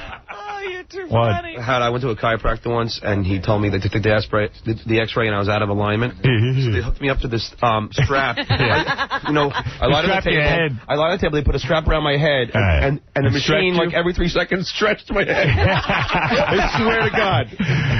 Today we're going to stretch your head. Do that in medieval times. We're going to put a leech on you and bleed you. Yeah, chiropractors are right up there with those people that give you the enema and clean you out, the colonic. Yeah. In fact, the colonics are a little higher than the chiropractor. At least you can see carrots and stuff squirting out. Robin believes in all this, though. No one does. No one can be there. I go to a chiropractor. She goes to a chiropractor? I do. Which I tell her is crazy. Oh, you sent me to a lot of weird people, so don't even Wait a say second. that. They are such disgusting. It's such a disgusting profession. Ask Robin who her new doctor is. You know what's his name? I don't want to know. Master Lee. Well, I don't know Master Lee. She goes to a... John, don't say she goes. You said Oh, no, he's great. This guy is unbelievable. I don't want to talk about Master Lee. He fought with Bruce Lee, this guy. Yeah, good. Right. Good. Well, I can fight with Robin. We'll see who wins. But he's cured her. I'll put my money on Robin. He fixed my knee. Of course. Howard? Yes. Who was the doctor that you went to? Because I remember about 5 years ago, you stopped going to the chiropractor and you went to this other doctor, and he cured you in New York He's City. a real doctor. His name is Dr. John Sarno, and he exposes what's wrong with chiropractors and the whole back profession and tarot card readers. This guy, if there ever was Jesus Christ on this planet, it's Dr. John Sarno. I went to him and I never had a back problem again. Of course. Because my boyfriend's been going to a chiropractor for like 10 years. And he's Tell him to head for the hills. Yeah. I know. He's been going to this one woman. Now he's on a regimen. He's got to go every... Yeah, they'll never cure you. Do me a favor. They're walking around like a cripple. You end up hiring a guru, and I had one who's snapping her fingers over me. Listen, they're all completely whacked out of their skull. Wait a minute, there's another kind of doctor I was going to ask you about. They what are they called? Podiatrist is a real doctor. No, he's not. No, yes, that's a real doctor. It's a foot doctor. Yeah, but that's my father-in-law. He doesn't have an MD. What? No, podiatrist is an MD. Yeah. No, then your father is practicing medicine without a license. No, your whatever is something else. A podiatrist has an MD. You don't even know what you're talking about. A podiatrist is a medical doctor. They don't have the... It's a foot specialist. Okay. Those are real doctors. Those are on the top of the pyramid. But there's another kind of guy, and it begins with a P. I know, but they don't go to medical school. Yeah, like a physiognomist or something. I forget their name. Avoid all that. Anesthesiologist? No, that's a real doctor. Right, they're crap, the anesthesiologist. Yeah, you don't need that. No, anesthesiologist is a real doctor. How about psychologists? Psychologists are all quacks. They're all yentas. Now, where do they go on the food chain? First of all, they're all people who couldn't get into medical school to become a psychiatrist. That's number one. Number two... But who are psychiatrists curing? Mine is curing me. Look at me. You see, I'm cured. You know what? Take a guy with a real problem. A psychiatrist just locks him up. No, listen to me. And that's why they're real. That's right. He knows that they're a lost cause. He doesn't waste their time. He puts them right in jail. And let me tell you something. Psychologists are usually women who can't go to medical school. And what they do is they want to hear people's problems.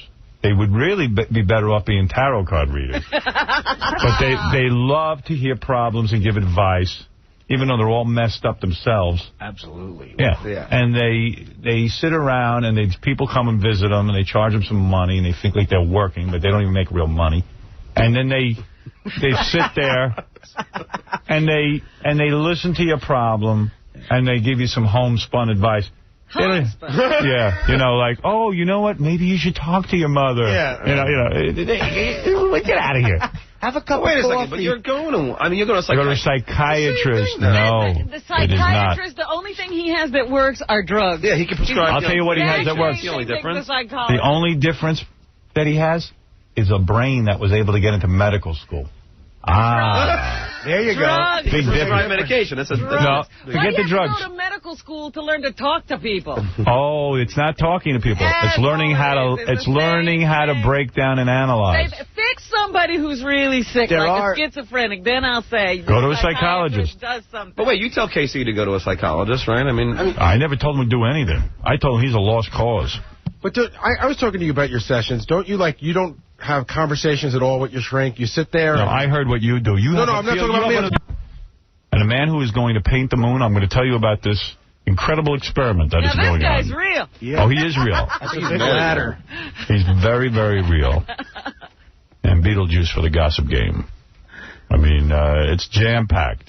Bobby, you have the last word before the commercials. Hey, Gary, what was the real reason why you were off yesterday? He left. I'm right here because I wasn't feeling good. No, I think you and your father had an appointment for a bikini wax and went to go shop for some shirts. Hey, Howard, I flew to Florida. You know why Gary came in today, I think? Why? Because it's like school. Like, he comes in on Friday so he can go out on the weekend. Like, if he didn't come in... No, John, I came in today because I have a job that I do. He does care about his job. He cares about his job. You're picking on the guy too much. Okay. Yeah, John, you wouldn't know about a job. Someone had to find the Who Wants a Millionaire answers. You know that John and I had that discussion about him staying until noon, and Howard, he's still pissed off. I'm not pissed off. He said to me, he thinks I'm doing it out of jealousy, but he'll come in anyway. No, I never said that. And it's not. Howard, look, his nose is sweating. He's so nervous now. Look at that. Leave him alone. He's sick. Oh my it's enough. Yeah, he could faint at any moment. And John, you better start listening to Gary. I do. Because remember, after I belittle him, he's got to belittle you. And that's the pecking order. And you better get used to it. No. The guy sits here and tells me about my job, but he doesn't even know how to do his job. Right. Oh, I'm just kidding. Gary's the veterinarian. You're the chiropractor. Right. Oh, my goodness. All right. Gary's the pharmacist. What is it, Dominic? You call me Irma? Irma. What is it, Irma? Do you remember when you were so against psychiatrists for years? I am not a big fan of psychiatry, by the way. I happen to have a good experience with it. I was talking about the medical profession. The medical doctors who treat humans are on the top of the chain. Because they're like... can be just as good as psychiatrists. You know, a guy of your wealth could certainly afford a psychiatrist. Thank you. As a matter of fact, I was going to a psychiatrist and psychologist with the same name. And both of them were saying the exact same thing. Dominic, can I say something? It's not obviously made a dent in the girth. That is Dominic Barber. And you are so suicidal with this eating. And podiatrists, by the way, are doctors. Of course. You know that. It's another kind of doctor. But psychologists can be a great deal of help. Dominic, you have gotten no help from a psychologist. Or a psychiatrist. Or a psychiatrist. Remember now, my father was a psychiatrist, my mother was a psychologist. Yeah, and your problems, which I'm not even going to go into. Wow, how could he be so crazy then? I know. He is completely off the wall. I mean, he can't stop eating. They were both great cooks.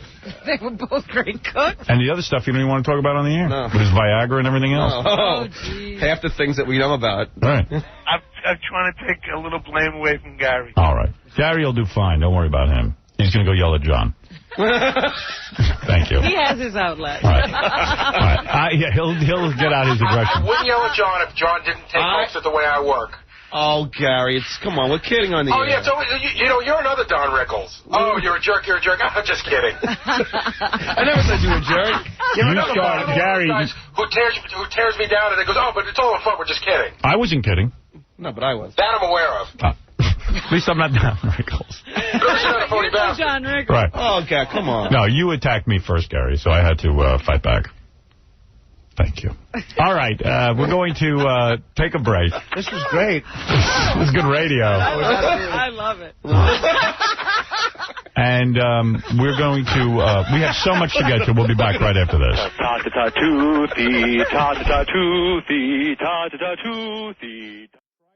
The first couple of days of my vacation were good, although my wife yelled at me. By Tuesday, she started yelling at me that it's better when I'm at work. Really? Yeah, she hates when I'm home, she said. Boy.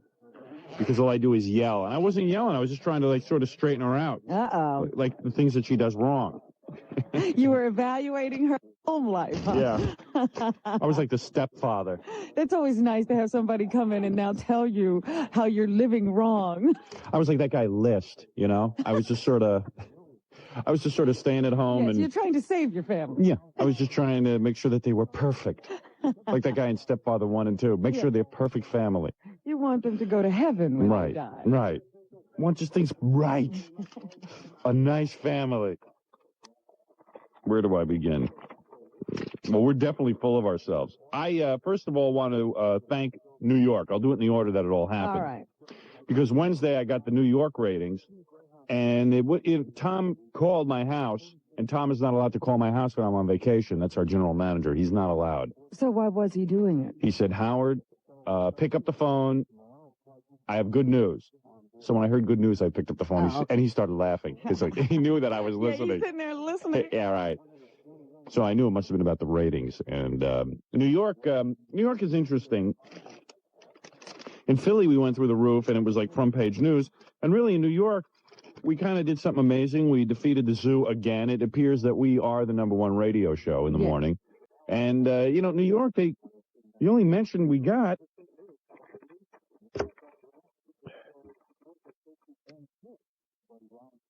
is, at least that I could see, was sort of at the bottom of the Daily News. Was it Saturday? Yeah. And it just said that Arbitron Winter Ratings book released earlier this week offered some interesting surprises. The biggest one, oldies station, then they got the wrong station. It's CBS FM. They put NEW FM. Oh. They didn't even get the wrong station. Well, is that George Maxian? No, it's actually Alan Mirabella. I was surprised. Wow. And then it goes through everything. It says in the morning race, so somewhere buried. In the morning race, WINS, WXRK, meaning Howard Stern and Z100 held the top spots. That's it. Stern gained a full rating point, earning a 6.1, and he did even better in Philly, where the show is simulcast on YSP. In fact, he hit #1 in the market for the first time with a whopping 8.9 morning rating, beating longtime nemesis John DeBella by nearly 2 rating points. It was more, it just... But that was buried. It wasn't like a headline. No, it was just ratings race update, and, usually there's a headline, Stern gets trounced, Stern drops. Yeah, if you drop a buck and usually it's tenths of a point when we drop. Stern loses. But here, ass. I hope he goes lower than this. I started to feel bad because, this really is... He has nothing in his life, Howard. Don't feel bad for this guy. Gary, come in here and remind Robert again why we hate this guy so much. I started thinking about it. I said, here's this poor guy. He ran off to Philly to try to make something out of himself. Yeah. Finally started to happen, got himself a wife, a little house going. Yeah. And then we come in and ruin everything. Andy Bloom, the program director of YSP, said, he has those little moles planted at the station. He says the second the ratings came out last week in Philadelphia, and we not only did we win, but we really trounced the guys. We killed him. We're a hair under a 9 share. We're an 8.9 share, and he's a 6.8. Oh man, that's horrible. Yeah, Philly was like too cool. This guy used to pull 15. Yeah, it's too cool. And don't forget all that stuff he said about us when we first came into the market about how you were untalented and no way could a show from New York, you didn't know Philly, you didn't know the neighborhood and the streets and the local people. Yeah, like that matters. The people in Philly want to forget the names of the streets. like knowing the names of the streets. I live in New York. I couldn't tell you the name of 3 streets in New York. Yeah, you don't know the names of the streets in New York. What's the big deal? If you want to get technical. You didn't know the local color. No way would the city embrace you. Yeah, right. Yeah, the city. Yeah, like the city cares. These are people in a coma. But the best headline of all is Randy Alexander's column, "The King DeBella is dead. Long live the King Stern." I love that. That's just too cool. You know what I think we ought to do for like the whole show? What? Because, I mean, we're all kings and queens, Robin. That's right. We're royalty. We're royalty now. We should, I was telling Robin, I thought maybe I'd purchase some like really nice silver pins that say #1 we could wear on our leather jackets. And then when we go down there, we can rub it in that guy's face. Yeah, you know, we should have those, like, Letterman-type jackets. Yeah, Letterman jacket. Well, I'll get something cool, okay? Something neat. Something where it's just emblazoned across the back. You can't miss it. Yeah, right. So, Andy said as soon as the ratings came out, that moron... You see, that idiot is also the program director. He made himself program director. Oh, no. Right? John DeBello is the program director. Actually, he's he calls himself the operations director. Yes. Yeah. That's what they always call themselves when they're not really doing anything. Yeah, right. So as soon as that happened, he called an air staff meeting.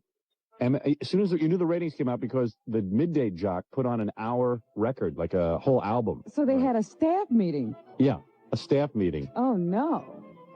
Now, I wonder if Andy found out what went on in the staff meeting. Yeah, I'm like, what's he yelling at those people for? They didn't lose ratings. Yeah, he's yelling at himself. He should have called himself into a meeting. Yeah, he called the air staff into a meeting. He called the air staff into a meeting. He lost all the ratings, and he called the air staff in. Like it's their fault. Oh, they must love him. Yeah. Think Mark Drucker is twitching now? I think the problem's Drucker. Oh, that's great, man. And what a dick is that guy, huh? John DeBella. But see, I can see him blaming it on Drucker. Yeah, right. Oh, yeah. Oh, he'll find a reason. That's how much of a skunk he is. That's why he's going to die in the ratings. It's not him. Couldn't be him. This guy's got to be suicidal. There's got to be a suicide watch on this guy at this point. It really does. Well, he's not sleeping anymore. He's not. You'd think he had breast reduction surgery. He's a tired man. Yeah. I can't wait to go down there and hold a funeral. Yeah. So I get a note from Andy. That's going to be the coolest. Well, I called Andy up. Yeah. Before, about a week before we went on vacation, and Andy said to me, actually Andy called me. I never call Andy. Andy said, the reason for this call is you're probably going to win in Philadelphia, if my calculations are correct. And I'd like you to, come down. I said, I'm absolutely coming to Philly if we win. Right. In fact, I'm thinking of moving to Philly permanently. Yeah, we'll broadcast back to New York. I don't think we've ever had an 8.9 share anywhere. This is the highest rating of our career. Yeah. Philly's cool. Philly's definitely That's cool. the highest number we've ever pulled anywhere. Yeah. We achieved an 8 in Washington. Yeah, and then we left. And we've never equaled that until now with an 8.9. Well, Washington, we can't get arrested in Washington because I am convinced it's the signal there. Yeah. I'm not trying to make excuses, but when people tell me they can't pick it up in Maryland, I think we're at a severe disadvantage. But what? Well, I was telling Robin, I was driving back from my vacation, and I drove right through Washington on the 95, and I kind of played around with the radio to see what I could get. And it comes and goes. Well, as bad as we're doing, they were on the air screaming about how we just beat the Grease Man. We beat him, too. Ed Levine is a psychopath. We can't be heard, and we're doing better than they are. It was pretty funny. That should be the promo. We can't be heard, and we're beating the Grease Man. Yeah, well, I'll tell you something. I'm a little embarrassed. We had to call the guy from Washington and find out what they're playing, because I'm a little embarrassed. I mean, I don't want to beat a guy. I beat a guy because he just sunk lower than I did. You know what I mean? Yes, we're sliding slower than he is. Yeah, right. Well, we're not sliding. We're not doing anything. You really have to hear this promo, though. I just luckily you would think that we just pulled a 15 share in Washington, but it's like one of those things where, ladies and gentlemen, Vice President and General Manager Ed Levine. One of those. Oh boy, Ed Levine, our resident maniac. Yeah, Vice President and General. What is he, Vice President? No, I mean it's ladies and gentlemen, Program Director Ed Levine. Hi, this is Ed Levine.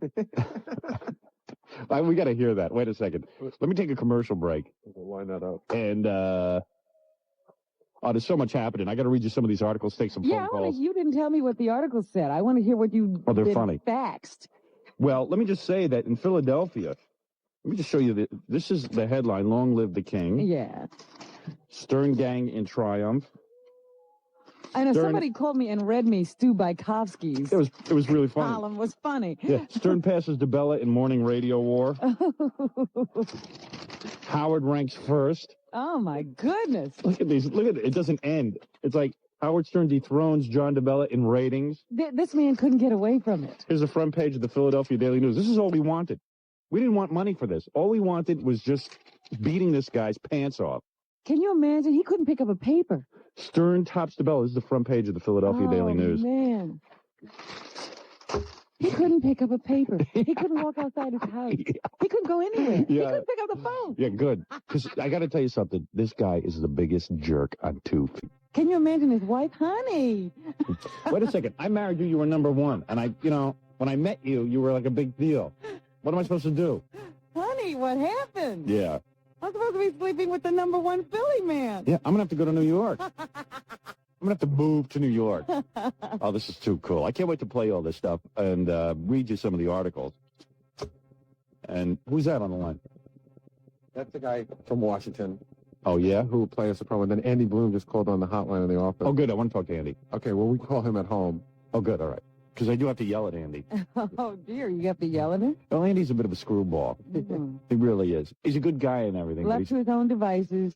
Yeah. He comes up with a winner every once in a while. Yeah, there's so much to talk about that I might need a 9-hour show today. Except I got to go do another Rolling Stone photo shoot today. Oh, is that today? Yeah. Oh, boy. So that article is still coming out. It's still alive, but it's the photo shoots that take all the time. All right, 6:35. We'll be back right after this.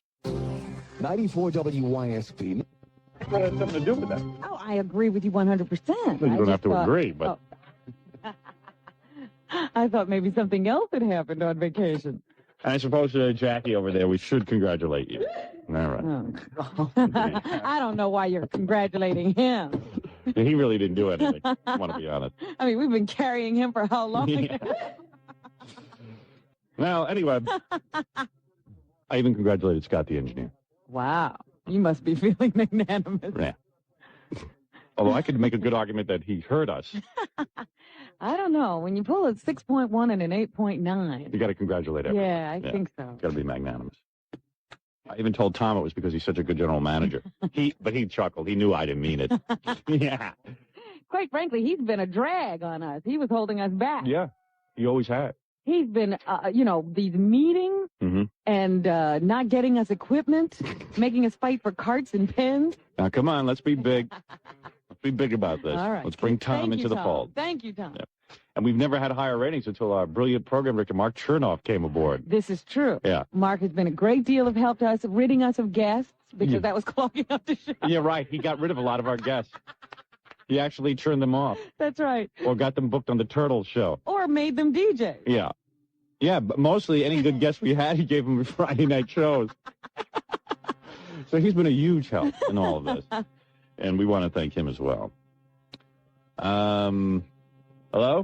Morning. Oh, this is the dude from Washington. Are you on the air? I have to ask you if you're on the air. Can you just say testing 1, 2? Testing. All right, now try it. Say something now. Oh, man, I lost the guy. Oh, no. All right. You there now? Yeah, we're with you. Ah, now he's on the air. Welcome back. Thank you, my friend. And I want to tell you, Captain Jenks called me while you were away. He was pacing for those ratings. Yeah. Hey, listen, do me a favor. Okay. Don't talk. Is that Tom guy? Yeah, Captain Jenks. Just throwing out the non-sequiturs. Yeah. Listen, do me a favor. Just play the promo. Here it comes. How long is it? 44. Yeah, this is the embarrassing one. Here we go. This is our Washington promo. Hello? Yeah. You doing it? Mm-hmm. All right, we can't hear it. Is he playing it for himself? Yeah, he didn't realize we wanted to hear it as well. Yeah, we can't hear it. Hello? What I can do is satellite it to you, Howard. Yeah, you can? Yeah. Yeah, all right, that might be a cool idea. Shot on and I'll just send it up. Hey, thanks. All right, bye. All right. Put him on Hold hold on. there. So, Well, that was exciting. how was that, huh? No, I'm glad to be back. After Robin saw herself naked in the mirror after her operation, she said to me, they're like the breasts of a 16-year-old. I didn't say that. You're putting words in my mouth. Well, she said they're sticking straight out. Are they still sticking straight out, or has gravity hit them yet? No, the gravity has no effect on these things. Really? It's amazing. They're like Superman. It's like there's no kryptonite anymore. But they're not real small. They're just they're small compared to what you had, but they're still nice size. They fit you well, right? I'm still wearing a D-size bra. Oh, you are? Yeah. Which is a very great disappointment to me. Oh, seriously? Yes. Oh. I mean, you think he left them too big, huh? I think maybe I'm hoping they're still swollen. They probably are, actually. Yeah. And also, you know, he's not going to do anything that would make you look bizarre. No, he said, but he promised me a C. Oh. So I'm hoping. Yeah, but they're also swollen and sore and stuff, so it's like they don't want to be squeezed into a C bra. Maybe that's it. Yeah. Maybe that's why they were rebelling when I tried to put them in a C. Yeah. But they're sticking straight out, huh? Oh, yeah. They don't move. Wow. It's amazing. You must be so pleased. Yeah, right. I'm pleased, and you know, I don't even get to see You him. haven't even seen anything. So, in your clothes, do you see like a difference? I can. I don't know whether you would notice. Right. But I know they're in a different place. I know just from putting my arms down at my side, they're in a different So you don't place. feel them. You used to feel your breasts at your side, right? Yeah, not only that, but, you know, like just when you don't have breasts, so you don't know. But Believe me, I know. I spent a lot of time thinking about breasts. Yeah. But you feel them at various times when you move your arms around. Right. And they're hitting my arm in a different place. Ooh. You know, they're higher up where my arm used to hit them, you know, and like if I wanted to like fold my arms over, you know, the front of my body, Yeah. there's a big difference everywhere. Yeah. And then, you know, like every once in a while, you know, when you're walking around the house, you catch yourself at various angles in a mirror and you Yeah. see things you've never seen before. Really? Hmm. Because it sounded great after after I spoke to People you. were calling me who had spoken to you before they spoke to me. Yeah. And they were saying, Robin, I hear you look like a Playboy bunny. Yeah, no, and Robin even said to me, she said, my breasts look out of a Playboy magazine. I go, really? You said that. No, you said that. You said, I swear you said that to me. You said it's like Playboy. You said that. I did? I said, what I said to you, I'll tell you what I said to you. Yeah. I said, Howard, the first thing I noticed on first looking at myself in a mirror was that there were these two bumps under my chin. Right. And you said, oh, then you must have the breast of a 12-year-old, you said. Yeah. A 16-year-old, excuse me. A 16-year-old, you said. Then I said, well, yeah, they're pretty high. And he said, and they're firm and they're shaped nice. And yeah. Oh, then you must look like somebody from Playboy. You're ready for a laugh. Really? You said all that. I could have sworn you said it was like Playboy. You said it looked like a Playboy magazine. Like what you said. No, I know you said it to me. No, you said it. No, you know what? You're delusional from those drugs you took. Fred, you agree with me, right? Absolutely. Right, thank you. All right. He was nowhere around. Yeah. He was on the extension line just with his pants down around his ankles. It's 646 at 92.3 K-Rock WYSP WJFK. Well, hey, at least you pulled through. Yeah. It's pretty frightening. I still can't believe I did it. Yeah. Because Robin said to me it hurt so much that if she had known how much pain she'd be in the next day, she never would have done it. Never. Right? That's what I said. Yeah, that was amazing. So would you recommend breast reduction surgery to other people? If they said to you, See, this is several days hence, Now and you I would. feel great. Yeah. And it's fading from my memory what it was like to wake up. Yeah, I would recommend it if you really want to do it. I'm going to think seriously about it. You would like this. Yeah. I told my wife I really wanted to look into those implants. She goes, well, they're dangerous, aren't they, in terms of, like, getting cancer and stuff? I go, nah, not anymore. Oh, you're Yeah. See, that's the one nice thing. It's all me. There's nothing fake Right. in there. Yeah. You know, I don't have to feel around looking for a bag of anything. Right. There's no bag that you can inflate. Remember we met that porn star who says she has a little pin underneath her arm and She had a can pump. She had a pump and she can actually fill them up with water, make them bigger or smaller on That's any right. given day. She could grow them. Something wrong about that. When your breasts become like a penis and you can get an erection with your breasts, there's something gone haywire there. Science has gotten too wacky. Yeah. They're spending too much time on some frivolous stuff. 647, 92.3 K-Rock, WYSP, WJFK. All right, let me read you these articles, man, out of Philly. Yeah.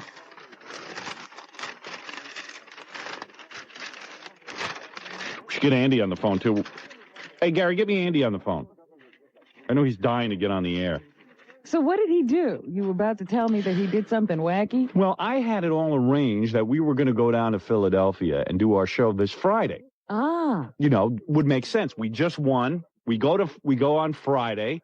We do the show. We'd hold the funeral, the whole deal, the press conference, everything that we're dreaming about doing. Right. And, I'm sorry we won down there. So, what a hassle. They're an awful long way away from all this. Can't we hold the funeral here? The station did say they'd helicopter us in, which would make it a little easier. Helicopter? Like Trump's executives took. Maybe we'll drive down. So, here's Andy. Andy? Hi.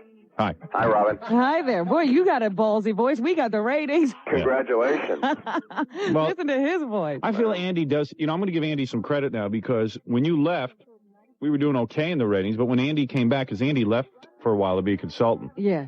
Andy came back, all I know is the whole station went through the roof, so. This is true. Andy must know what he's doing. It's the only thing I can assume. Well, I got a great morning show. And we have a great program director, okay? Thank you. Enough stroke. Actually, you're an okay program director because I'm about to complain about you. I know. I knew this was coming, but... Andy said, but wait a second. Let me just tell you In something. spite of himself, he'll usually do something wrong. So Right. what did he do? So Andy calls me up and says, I don't think it's a good idea that you come down on the Friday after you get back because in May we need the ratings because it's a special... I said, listen, Andy, come here. It's a good thing he's in Philly because I would have smacked him in the head. I said, listen, Andy, I don't care about ratings on May and June and plotting and planning and this and that. I said, if we win in Philly, I want to go down right away and celebrate. That's right. I don't want to wait a month to go down to Philly to celebrate. The momentum is with us. This is when you go. You won. By May, we could be losing again. Yeah, who knows what's happening in May? Right. In May, there might not be a reason to celebrate, you jackass. You'll still be winning. No, hey, Andy, stay with the program here. Because you don't think straight. I want to know what his rationale was. What is happening in May? Excuse me for a minute. What? Before we get to that. So I said to Andy on the phone, Andy, I'm not interested in May. I'm interested in the Friday that we come back or anything close to it. Uh-huh. Well, I don't know if I could get it. I said, no, you could get that. If you're telling me I could have anything I want down there. He's going to make everything. He says, all you got to do is win, and I'll make it happen. I mean, we did the hard part. Yes, but how does he know he can't get something? Uh-huh. He can't get permits. He can't get satellite. He can't get, what is this? I can't. All I know is the Today Show there's an earthquake in San Francisco, and they got the satellite in 2 seconds. What do you mean you can't? You can't. Well, there's 3 things we need. Boy. I smell loser. Huh? I'm smelling a loser this morning. Now listen to me, because I really tried. There is no human being that could have done anything more to do this on Friday than I did. There's nobody. But we've got to get, a place to do a broadcast from, like, Yeah, well, don't give away all the details, but yeah, that's real difficult. Okay, we had to get permits from the city. Yeah, that's real difficult. And then we had to get all the phone lines and things You told me you had all the permits lined up already. Everything's all set. Everything's lined up. You had it all lined up. I just couldn't get it done as fast as you wanted. There was just no way. I wish I could have. I tried. I really tried. Why do you sound so gay? I don't know. Doesn't he sound gay? Yes, he does. You think that's my problem? Well, You got a bow tie on this one? Yeah. I got a bathrobe on. It's real cute. Well, I did everything I could do. No other human being could have done. But I do.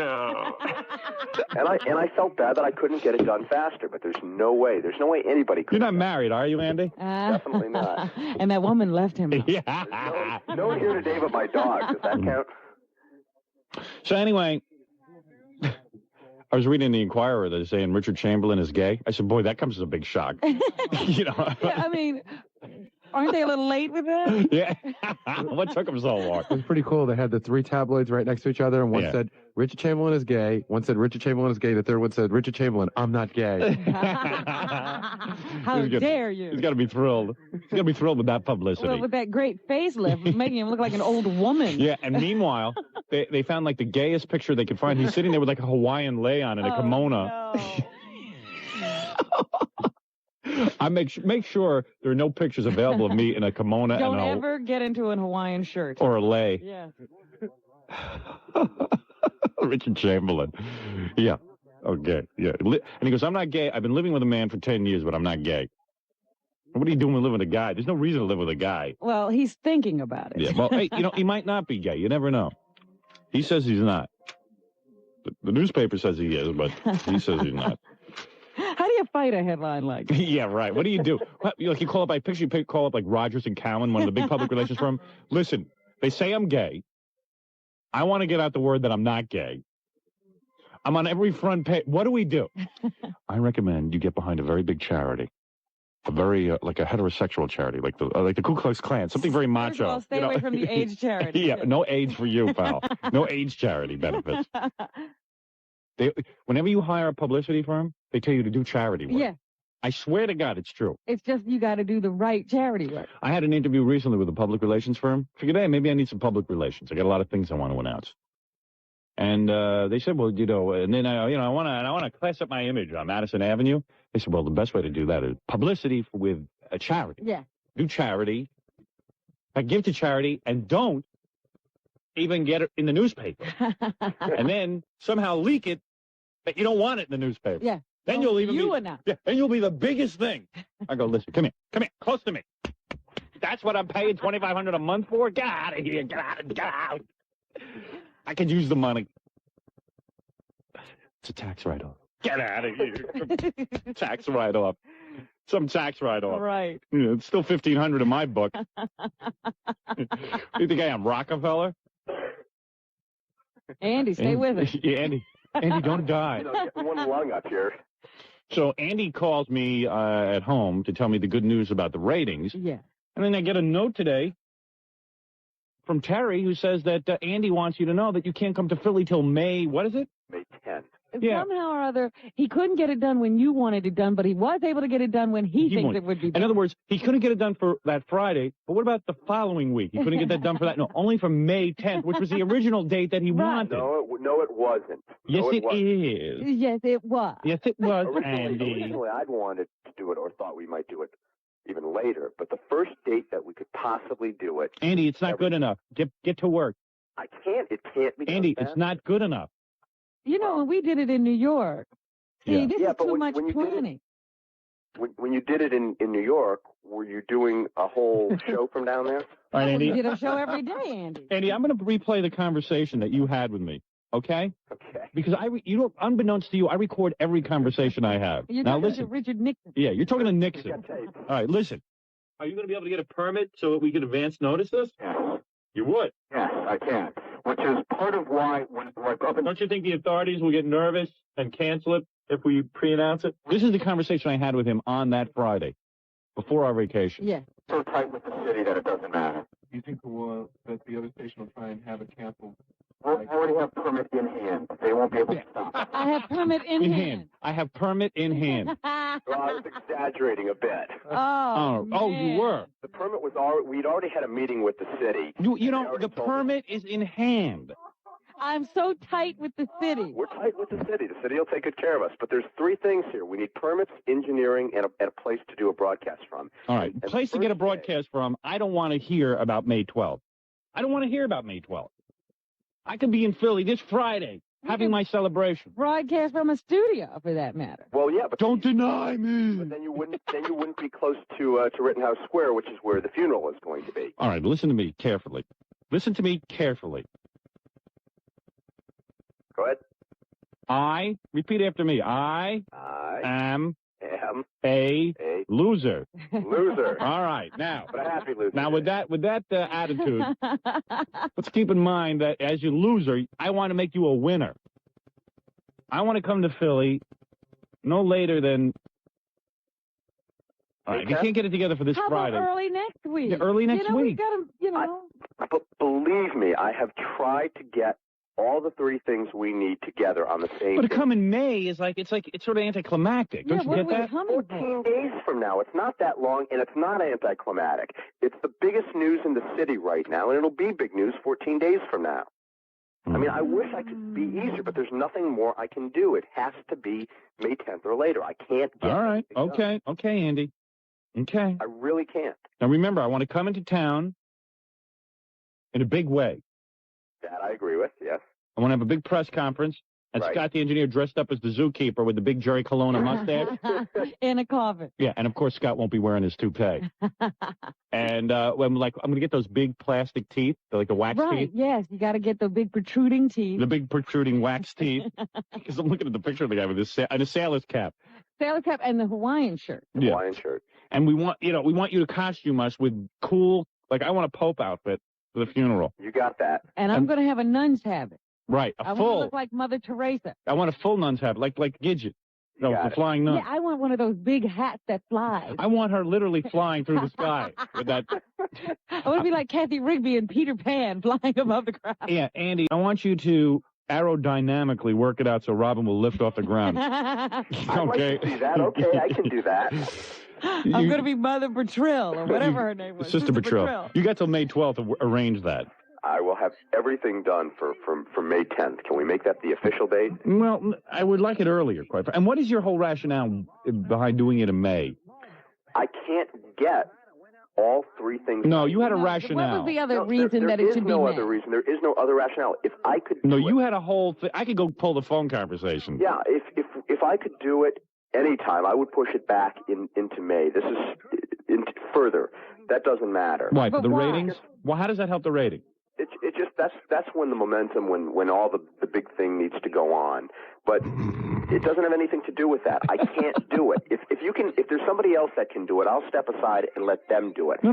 There's nobody else who could do it. After our conversation, Nobody's as Howard, tight with the city as you are. You're tight with the city. Howard, after that conversation, I went back and I tried. I really tried. Believe me, I don't enjoy getting. Why'd you say permit was in hand? You lied to me. Permit is taken care of. No, you said permit was in. But the permit's not the problem. I've got to get hotel permit and engineering all done on the same day. Hotel permit? I've got to get three things. Oh, a hotel permit and engineering. Hotel, permits, and engineering. I see. And the hotel was holding you up. Is engineering holding you up? Well, engineering's holding me up to the extent that they need phone lines. Hotels, we need a hotel on Rittenhouse Square. Otherwise, we have... I see. Well, see, I know that they can get the phone lines in on an emergency basis like that. Yeah. Believe me, they could. Hey, so what's your moles telling you? That guy flipping out? Well, it's unbelievable what's going on over there. What happened at the staff meeting? Well, they had a little staff meeting. Hey, Andy, can you hold on? Let me do some commercials. I want to hear all about this. Yeah, go ahead. All right, hold on. Hey, now he's got info. Yeah. Well, this is what Andy's phone calls are to me on vacation. I'm sitting there trying to relax. By the time I get off the phone, my hands are shaking. I'm so out of my mind. Because he goes, you wouldn't believe it.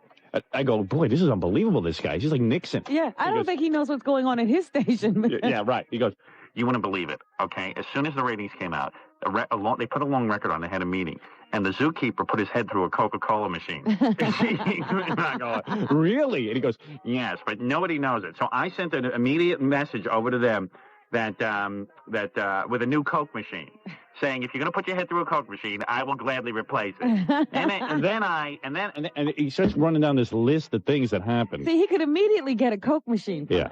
All right, we'll hear all of Andy's dirt right after this. We're not.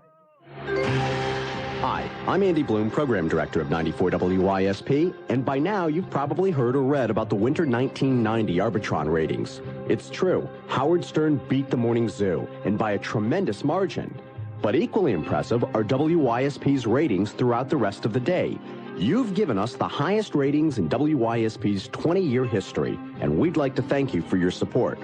While we can't thank each of our 725,000 listeners individually, we have had 1,000 WYSP commemorative travel mugs made up, and we'd like to give you one free. The first 1,000 people who send me a card or letter that says, I listen to Howard Stern all morning and classic rock and roll all day on 94 WYSP will receive a certificate for one of the travel mugs.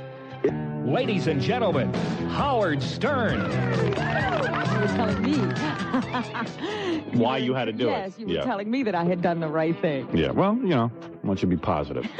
So when you got operated on, were you totally nude? Like, were you just wearing a hospital gown? It's funny because now they give you pants in the hospital. That's smart. Yeah, you don't have to go around showing your butt to the entire world. They still give you that backless gown, but they give you a pair of pajama pants now. Yeah. So then when you get wheeled in, you're naked from the waist up and you just have like a sheet over you? No, you have all your clothes on. They don't undress you until you're asleep. I guess. Must be kind of weird. You don't know what's going to happen to you. Yeah. And you were passed out before they wheeled you in? Not quite, but I don't remember. I remember going through the door, and that's it. Were you nervous? I told you they had, this guy had patted me on the head and said, have you said your morning prayers? And I almost started crying. What a jerk.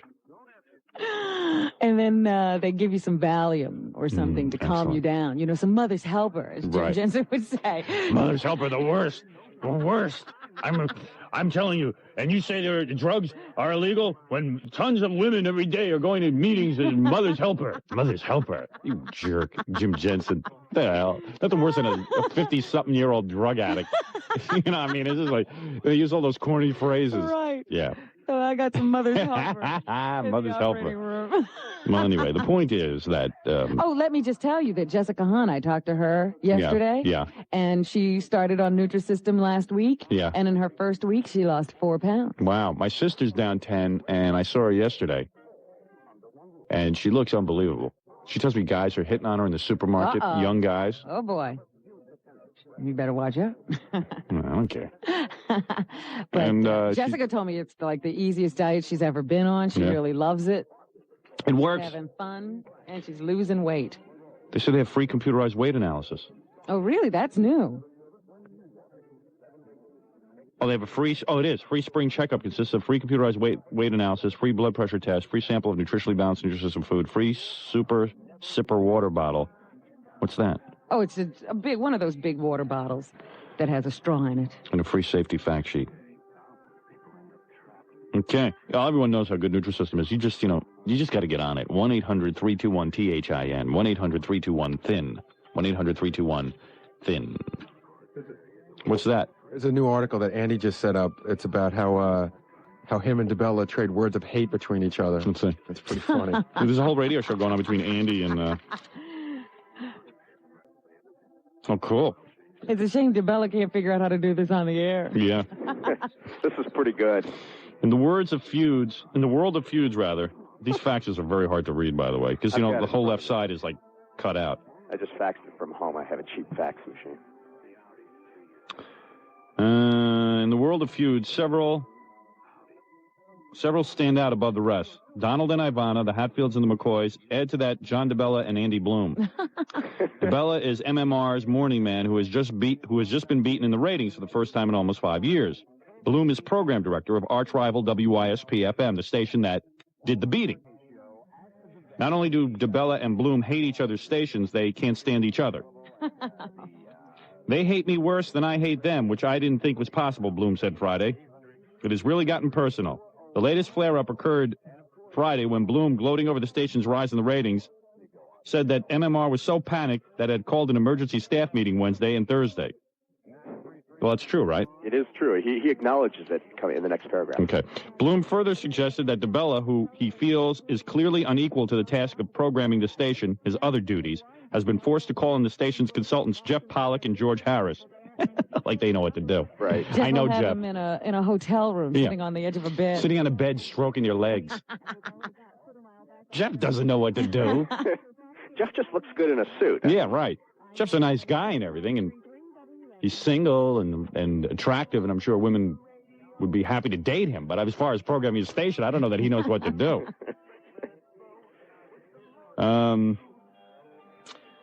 Both former MMR program directors were called in to perform open turntable surgery. Ooh, I like that. DeBella acknowledges that the consultants were there and that the meetings were held, but says they were routinely scheduled before the ratings came out. Uh-huh. Well, yeah, okay. Yeah, right. From what I hear, said Bloom, their meeting Wednesday was pretty civilized. They just said MMR is not the same aggressive station it once was, and they think that's what's caused the problem. But I hear Thursday's meeting was not so civilized. Bloom then offered his analysis of MMR's situation. The day they lost the war was the day they made John DeBella the operations manager, he said, referring to DeBella's other role in top management. He's a very talented morning personality who's had a good career, but he's not a programmer. Basically, they've gotten fat, dumb, and happy. Those were two separate analyses that kind of... To which DeBella responded, I'm not trying to be a program director. A program director is someone like Andy who sits on the phone all day and listens to his old boss tell him what to play. Oh, yeah, okay, great, yeah. But he just called in consultants. But I can't expect him to understand what an operation manager does. That's a man's job. No. Which is my line about guys having women's jobs right, anyway. Well, you know, DeBella with the quick quips. Yeah. He steals a couple more of your He's another guy who is terrible when he's quoted in the press. Yeah. He's not funny. He doesn't make any sense. I hope he's running the station better than he talks. But Andy so desperately wants to be an operations manager that he went out and bought the same car I have, said DeBella, who drives a Jag. You know I wanted to A be Jag is a woman's car, by the way, if you want to get technical. You had a gay love affair Oh, with excuse me. him? Male model's explosive confession of their shocking 2 years together. Now, I want to take the high road in this one, Howard. I And? think this is a terrible, terrible thing. See? But I love reading about it. Yeah, exactly. We think it's bad, but we think it's funny to read. I was John Travolta's gay lover. The shocking confession of former Playgirl male nude model and porn star. What a list. Yeah, what a resume. And the guy kind of looks a little like Burt Reynolds. He could sort of, he's got the mustache and the dark hair and stuff. Yeah. Former porn star Paul Baresi, who reveals in a world-exclusive Inquirer interview his 2-year affair with the Saturday Night Fever star. In an amazingly candid detail, even they can't believe it. In amazingly candid detail, Baresi, a 180-pound mustachioed muscle man, disclosed. It's neat, too, how they got him posing in front of, like, a John Travolta poster, and they got a picture of him with his arms around John Travolta. Yeah, you act like that's very incriminating. It's really not, because I got the same picture of me and Frank Stallone, I so. was going to say. Here's some of the startling details. He was taking a shower, Paul Baresi, the first time he met Travolta. The star was at a lunch with actress Deborah Winger when he spotted Baresi outside the restaurant. While Deborah Winger was waiting at the restaurant, John followed Baresi into a health club and arranged a date. While Baresi was stark naked in the shower. Can't believe this. He was in the health club taking a shower, this guy, and he's like looking out at the shower and he's going, oh my God, hey, look at that, that's John Travolta. He sees him. He says, yeah, that's John Travolta. And he's thinking to himself, I guess he wants to join the health club, right? That's a normal assumption. Sure, he must be looking for the manager. Yeah, so he said to him, are you looking for the manager? He flashed me a boyish grin and said, no, I'm looking for you. I've been a big fan of yours. Wait a minute, you got to do that John Travolta voice. Well, Fred does John Travolta. I'm a big fan. I've been looking for you. I think I want you now. Like, Deborah Winger's across the street, but I got time to stick around here. And like, could you pick up the soap? I'd like to see you like that. Yeah, there it is. Remember Saturday Night Fever when Travolta's like dancing and he's got that finger up in the air? Yeah. No, he was sticking his finger in the air to dry it off. Oh, get the smell off. Hey, smell my finger. Oh, man. Hey, who wants to smell this? Hey, I smell some Paul Baresi on you. Yo. No, that's that ain't bullshit. no Olivia Newton-John. Let me see what... Hey, John, you think I can smell what Olivia Newton-John smells like? Let me smell your fingers. Woo!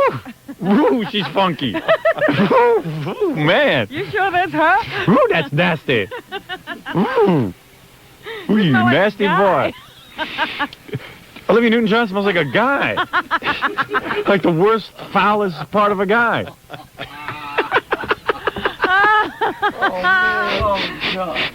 Ooh. Olivia Newton-John smells like a colostomy bag. Hey, what can I say? Hey, Mr. Carter. I mean, Deborah Winger's cute, but she's not perfect. She doesn't have testicles.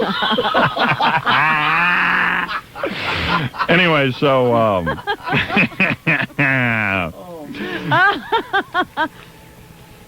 I was dripping wet and full of soap. I rinsed off my hand and we shook. Well, that was thoughtful. Shook what? Would you like to go for coffee, John Travolta? Oh, I guess Paul Baresi said, would you like to go for coffee? Absolutely. Somebody tells you he's looking for you, and you say, would you like to go for coffee? Yeah, right. So Travolta says, I'm across the street with Deborah Winger right now. Name dropper. Name dropper. Just trying to impress the guy, huh? We can get together later.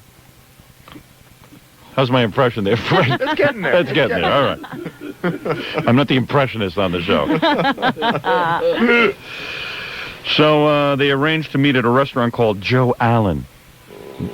Not Joe Mammy, the one we go to. Joe Allen at 5 p.m. When I got there, John was at a table alone. We made small talk, but before long, John started talking about a nude photo layout he'd seen of me in an X-rated magazine. He said to me, "Looking at that layout always turns me on. That's why when I saw you outside the gym, I just had to come over and say hello. I'd really like to get to know you better." What a mover, huh? Boy, does he know how to make the moves or what? I couldn't believe what was happening. Famous movie star John Travolta was making a pass at me. Oh, what do I do? What do I do? For the record, I'm straight as an arrow. I like women. I like that. Yeah, right. But I learned years ago that some men in Hollywood, as well as women, find me attractive, and from time to time, I've let them use me in hopes of furthering my acting career. But I'm a decent guy. Yeah. I've gone to bed with several stars who are household names. So why doesn't he reveal their names? Theirs to come later with more payments, I think. Yeah. So when I realized John was falling for me, I said to myself, why not? Why not? Why not? Because maybe it's an act against God. That's why not. Because it hurts. Yeah. We spent another hour talking about sex. John was fascinated with my career as a porn star. Finally, he sheepishly said, "Will you give me a massage?" Will you give me a massage? How do you say that, Fred? Will you give me a massage like Mr. Carter? I agreed, and John drove me in his yellow Rolls Royce to the nearby L'Hermitage Hotel. How do you say that? L'Hermitage? L'Hermitage. Thank you, John. Thank you, Mr. Travolta. You're welcome. L'Hermitage, you say? Yeah, I think so. I mean, I'm not seeing it in front of me, but I heard that. L'Hermitage Hotel. L'Hermitage? I remember how awkward I felt because we walked into the lobby without luggage. John just handed the clerk his American Express card and said, "We'd like a room." Please. Please. How about a room? John was used to doing this with several other male stars, Benji, Flipper, and Rin Tin Tin. So they didn't even raise their eyebrows when they noticed Yo. the man. Yeah. Up your nose with a rubber hose. Later. John Travolta and Baresi had sex dozens of times during the 2 years, while John carried on romances with Deborah Winger, Olivia Newton-John, and Taxi star Mary Lou Henner. I guess they're thrilled. I was after Danny DeVito. He once had Baresi leave a Hawaiian love nest just before Mary Lou's arrival. He's sort of like Gastineau, except Gastineau does that with girls. Right. He had his wife in one room. Yeah. This is weird, too. Travolta talked about 3 glamorous stars while in bed with Baresi. Yeah, apparently he liked to hear about this guy and other women and men. Yeah. And then he liked to talk to him about the women he had. Rob Lowe's looking respectable now. Rob Lowe's like, whew. All right. Me off the hook. Yeah.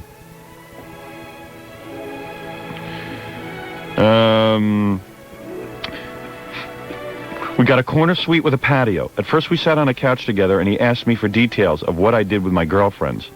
I could see by his face he was becoming very excited. His face? Yeah. I don't usually look at a guy's face to know if he's excited. Then he offered me money for the massage. I was going to say, what did he do? Drool? I could tell by his face. Oh, God, look at you.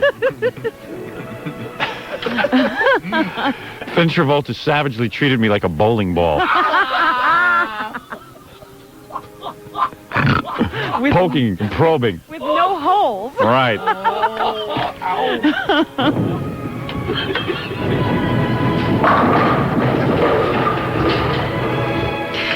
He drove me in his Rolls to my apartment in Hollywood. John took a shower. Then I gave him a pinstripe shirt to wear that evening. Just before leaving, he said, I want to see you again. Shazam. Shazam.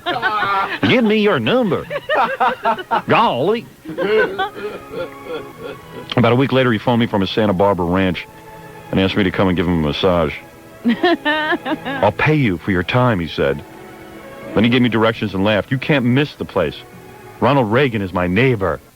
Ooh. That's why he's got money. Hmm. So he can go pick up guys. Evil. Oh, man. Take him out to the ranch. So I grabbed my Liberace CDs And off I went. He knows how to romance. He told me breathlessly, this is what I fantasized about so many times. Now you're here in the flesh. He wanted to know how much I made for starring in porno movies. I told him $400 a day. He said, that's what I'll pay you to be with me. That's what I'll pay you to be with me. John was dating Mary Lou Henner at the time. I suggested he might want to arrange a session with the two of us and Mary Lou. He thought about it and he said, nah, I don't think she'd go for it. Yeah, she's too normal, too straight-laced. Other times, John called me in the small hours of the morning and wanted me to tell him dirty stories. What the hell's that about? What do you think of that? Too much free time? Not enough acting jobs? Thank God for 3 Men and a Baby. Or whatever that one he was in. Got him off the phone. Who's talking? Oh, thank you, John. You're welcome. We stayed at the exclusive, one time we took him on a vacation. Whisked him off to Hawaii.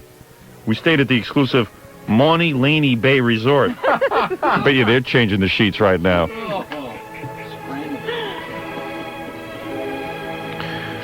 So after he had sex with the guy for like 3 days straight, he shipped him off, and Mary Lou Henner came in that afternoon. They passed each other in the revolving door. Yeah. I hope Travolta took a good cleansing shower before he started messing around with Mary Lou. Ugh. Hello, Mary Lou. Could you imagine what Travolta smelled like after that? You think like the empty Vaseline tubes would tip her off.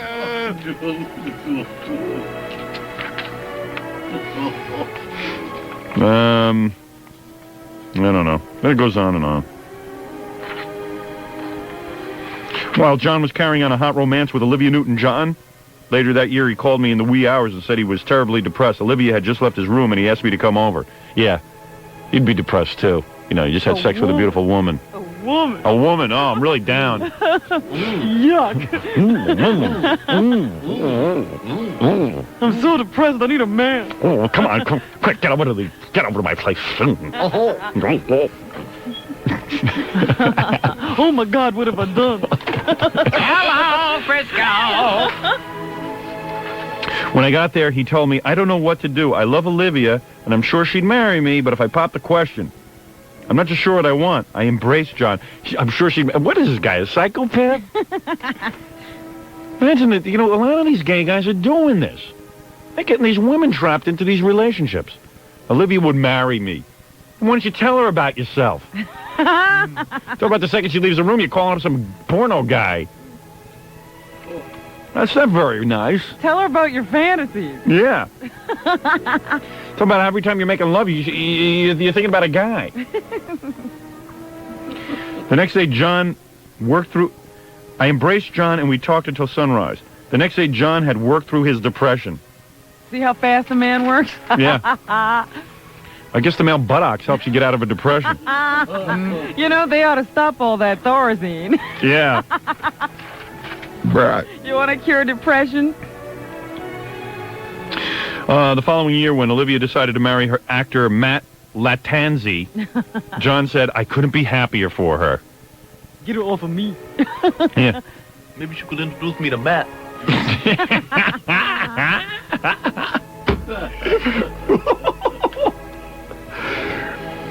You would like Matt, huh? I'd like him a lot. Either that or Freddie Boom Boom Washington in a wig. That ain't too bad either. Baresi revealed that many times while he was lying in bed with Travolta, John would think out loud about the women in his life. I don't get that. Do you get this guy? No. Steve. To make him laugh. Steve. Dave. These are the women you were thinking about? Horseshack. No, wipe that from the list. He fell for Olivia Newton-John. She'd be the perfect wife and mother. Beard.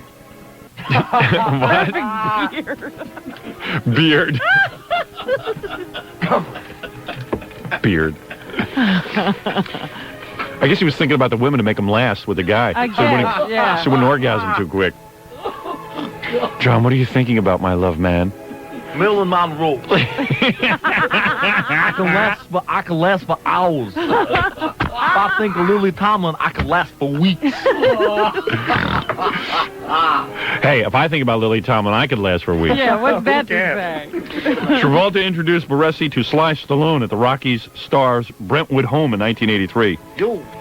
The three sat through a screening. Just think of what Sly was thinking about. He's He's reading this now going, what the hell? No. Hey, help me work my abdomen. What? Help me work my abdomen. You gotta help me with my muscles. Putting those two training together? Yeah. That's for staying alive. And I was wearing shorts when he was here. Hey, you, John, are you a mole or what? Look, just because it's peeking out from the bottom of my shorts, there's no reason to accuse me of unaware. Hey, you look excited. I think it's the sun, you know? Sometimes when you're sitting there and the sun hits you in a certain spot, you get excited. Ooh, Rambo. You call Rambo. Man, you really ripped. I swear, you don't have like no body fat on you at all. I'm studying you. Oh, you a mole? I appreciate men, you know? Ouch. In a manly way. Could you pick up that bar soap? I wonder what Frank Stallone is thinking now. It was John who said, no, keep Frank's music in. Yeah. He's cute. They were sitting around Sylvester Stallone's house in Brentwood. The three sat there through a screening of the movie Terms of Endearment while Sly strapped weights to his arms and continually lifted his arms up and down during the movie. They were watching Terms of Endearment, three guys. Yeah. Oh, boy. Hey, it was a touching film. There wasn't nothing wrong with it either. Sly strapped weights to his arms and continually lifted his arms up and down while I guess those two pulled stuff out of their butts. Hey, yo, what's that you got there, John? Hey, it's a light bulb. Look at that. It's a cattle prod from Urban Cowboy. I collect Coke bottles. I swear. Oh, look at this. Here's my Emmy from Welcome Back, Kotter. Haven't seen that in years. What's that, a pair of baby shoes you just pulled out of there or what? Yeah. I always wanted kids.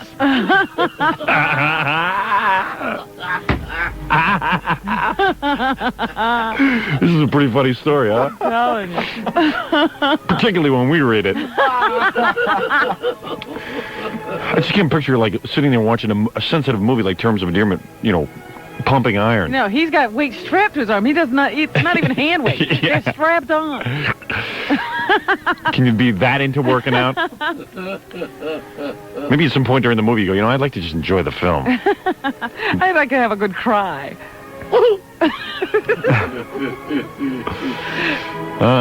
In addition to a tireless appetite for sex, Travolta also had a weakness for sweets.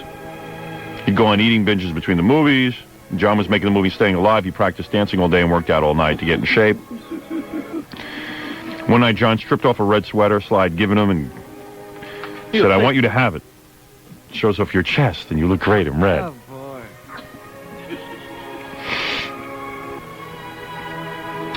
I guess their affair ended because of AIDS. John Travolta said, I'm frightened of AIDS, and that's why I only have sex with women and straight men. Now, how are you going to get straight men to have sex with you? What the hell's that all about? See, that's what I didn't understand. He'll only have sex with women and straight men because of AIDS. Then they're not straight if you're having sex with them. How can you have he sex? never was a brain surgeon. What do you mean, like a guy like me who's never had sex with a guy? He's going to have, what, he's going to take me against my will? He's going to rape you. Yeah, he's going to rape and pull down my pants and rape me? I will only have sex with women and straight men. I won't sleep with gays. He won't sleep with gays. Well, what the hell's he? So, anyway, he left Travolta on his 36th birthday. Well, that's the time you want to give up, man. Yeah. I'm 36. That's when I stopped. You get to that age. Yeah, because Travolta's given up. You know, he's not going to sleep with gays. No wonder he was working out with Sly. He said, hey, wait, he's straight. Yeah, maybe I can get him. He hung around that gym for a long time. Yeah. Waiting. 2 years later, Baresi married, but he continued to chat with Travolta on the phone from time to time and joined him for lunch. Hi, baby cakes. How are you? Oh, hi, John. Hey, want to go down to the motel and have a sword fight or what? I'm not into that anymore, man. I'm afraid of AIDS. Come on. Remember the time we used to sit there and watch like Sly workout with weights and stuff? Yeah, those were good times, John, but I'm married now. By the way, I got Apollo Creed's number that night, but I lost it. You wouldn't happen to have it still, would you? Hey, seriously, John, I think about you a lot, and I just want to say our time together was very beautiful. I've told my wife everything. Hey, just for old time's sake, how's your butt? I was pretty swole. Are you still straight or what? Because I don't want to make love to no gay guy. Because I ain't no queer. All right. All right, look, I can't talk right now. I'll talk to you tomorrow. Okay. Bye. I got to go wash my cheese. What cheese? My Famunda cheese. All right. Hey, what the hell? For old time's sake, why don't you come over, pick up some amyl nitrate? All right, I'll bring the fudge bars. And we'll pound some broccoli into our rear end. Decent.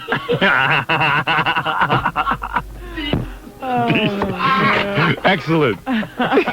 Excellent, man. Gnarly. Cowabunga. Oi, cowabunga. Oi, cowabunga. Oh, man. All right, so get over here and hurt me, dude. Hurt me. Righteous.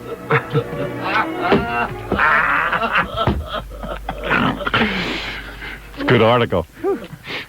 If it's true. If any of it's true. I don't personally believe any of this. Well, they say in there that his publicist denies. Of course. All of it. Why pay someone $2,500 a month? His publicist didn't do any of this. Yeah. Publicist is like, Jesus, we just revived his career. What the hell is this? We revived his career, and now look at this. Look who's talking, my old boyfriend.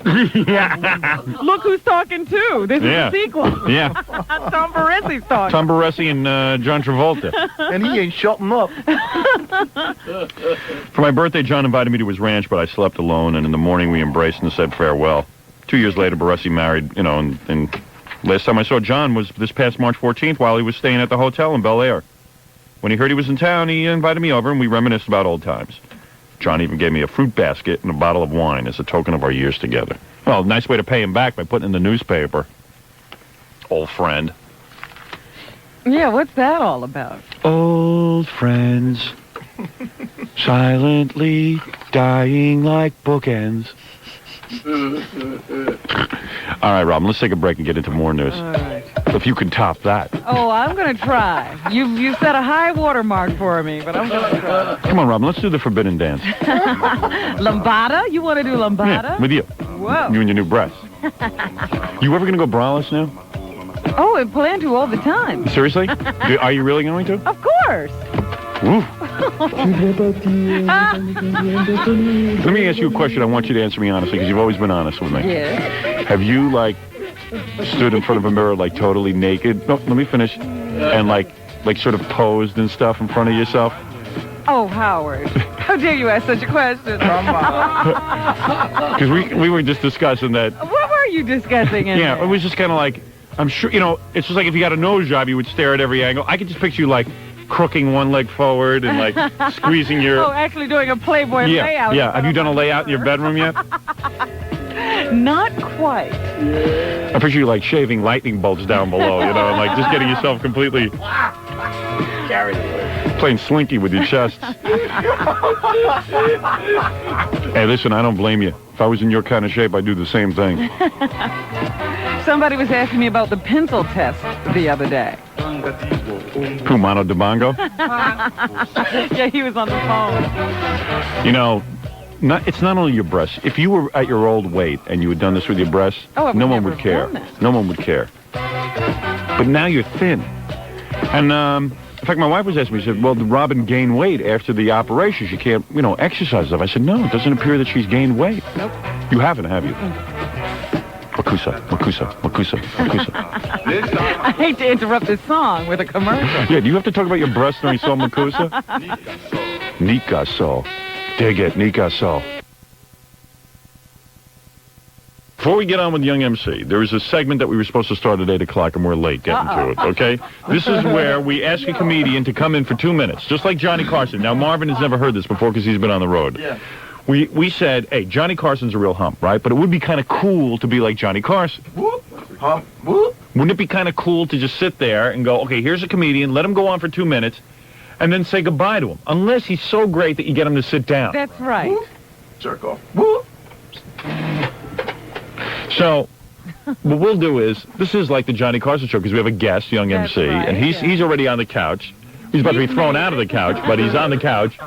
He's on the couch for sure. Well, he'll be perfect, though, because he's not as jaded as we are. Right. He'll sit here. If the guy's good, he'll laugh. Or whoop.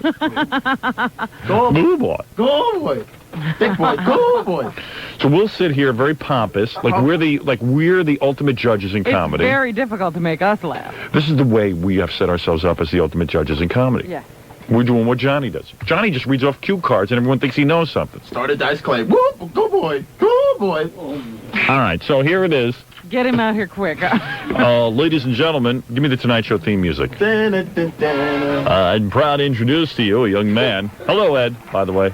How you doing? Yes, you fat Budweiser sucking senile Bubblemeister. All right. You know, Ed, we got a very funny young man with us today.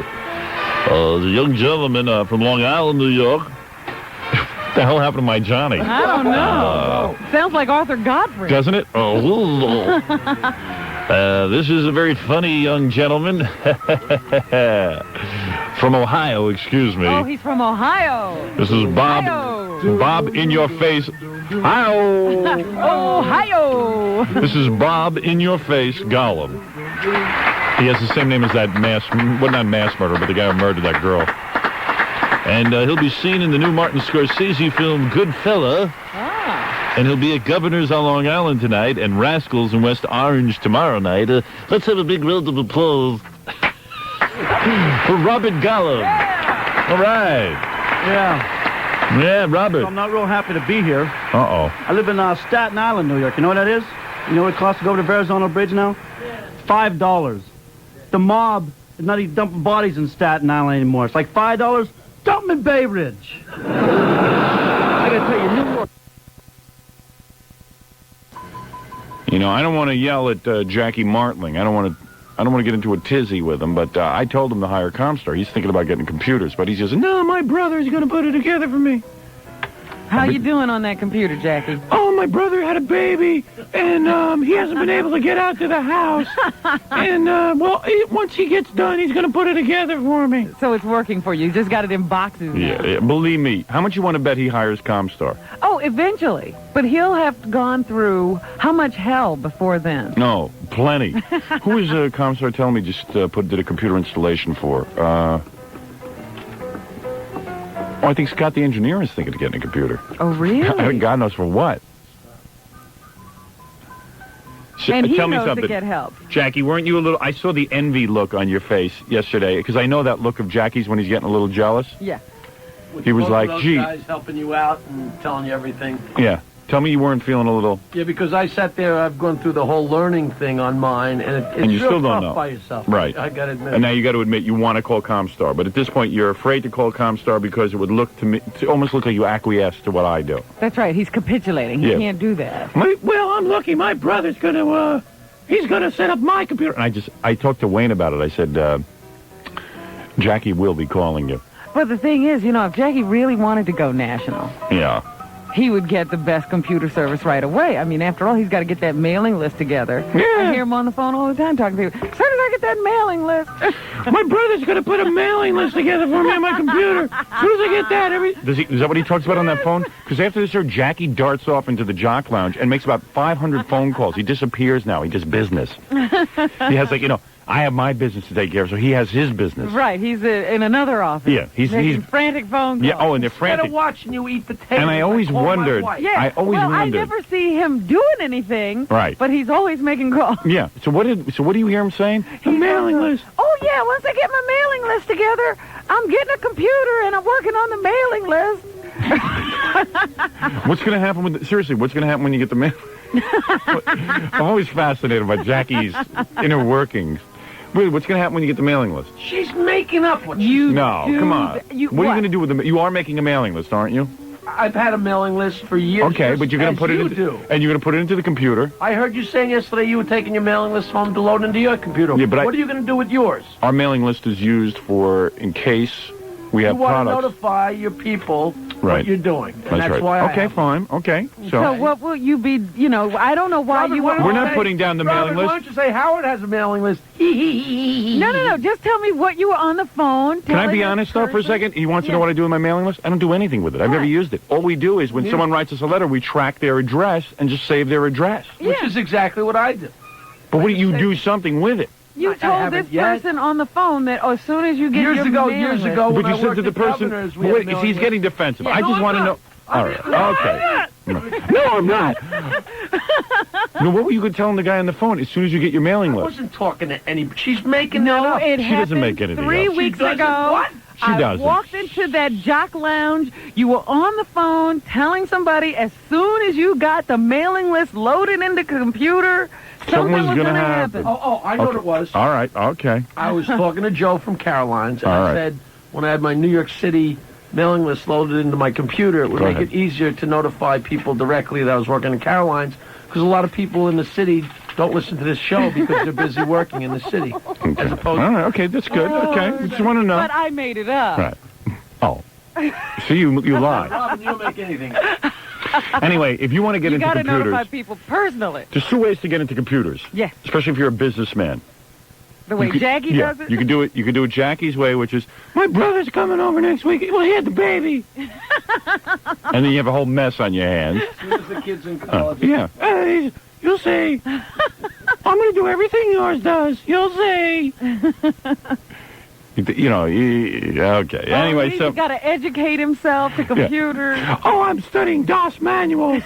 I'm like, what, you're studying manuals? What's that all about? You don't study manuals. You get someone to put that. You're not. That's like trying to learn French. He's a joke man, not a computer man. All right. Anyway, instead of being here, he's home studying computer manuals. It's brilliant. It's just a great career move. It's a lot friendlier. Yeah, it is. What would you rather do? Earn money and pay a guy a couple of dollars to set up your computer? Or would you rather sit there and study computer manuals when you're supposed to be in show business? All right, anyway. And dream about when your mailing list is loaded in. As soon as I get, you'll see, I'll go national. It's going to change my whole career. So I'm studying my computer. All right, so listen. If you dial 1-800-44-SYSTEM, you can avoid the embarrassment that Jackie is now having. 1-800-44-SYSTEM, 1-800-44-SYSTEM. Computers are the way to go, but you got to have somebody good behind you servicing that computer. If you want to go Unix, whatever, multi-user, 1-800-44-SYSTEM. We want to thank Jackie for helping us out with that commercial. I want a 3-day week. 7:07, 7 minutes past 7 o'clock at 92.3 K-Rock, WYSP, WJFK. He's so happy when I mention his name anyway. I know. All right. Yeah. Nipples are hard. My nipples are hard. All right. Jodie Carson's still in the news, Howard. Don't you mean... Wait a second. Let's officially change her name. First of all, it is no longer Carson. It's Buckley. You want to call her Buckley? Well, Buckley was her second husband, right? Right. Okay. Jodie is not even a first name. No, it's Joan. All right. So Joan Buckley is in the news.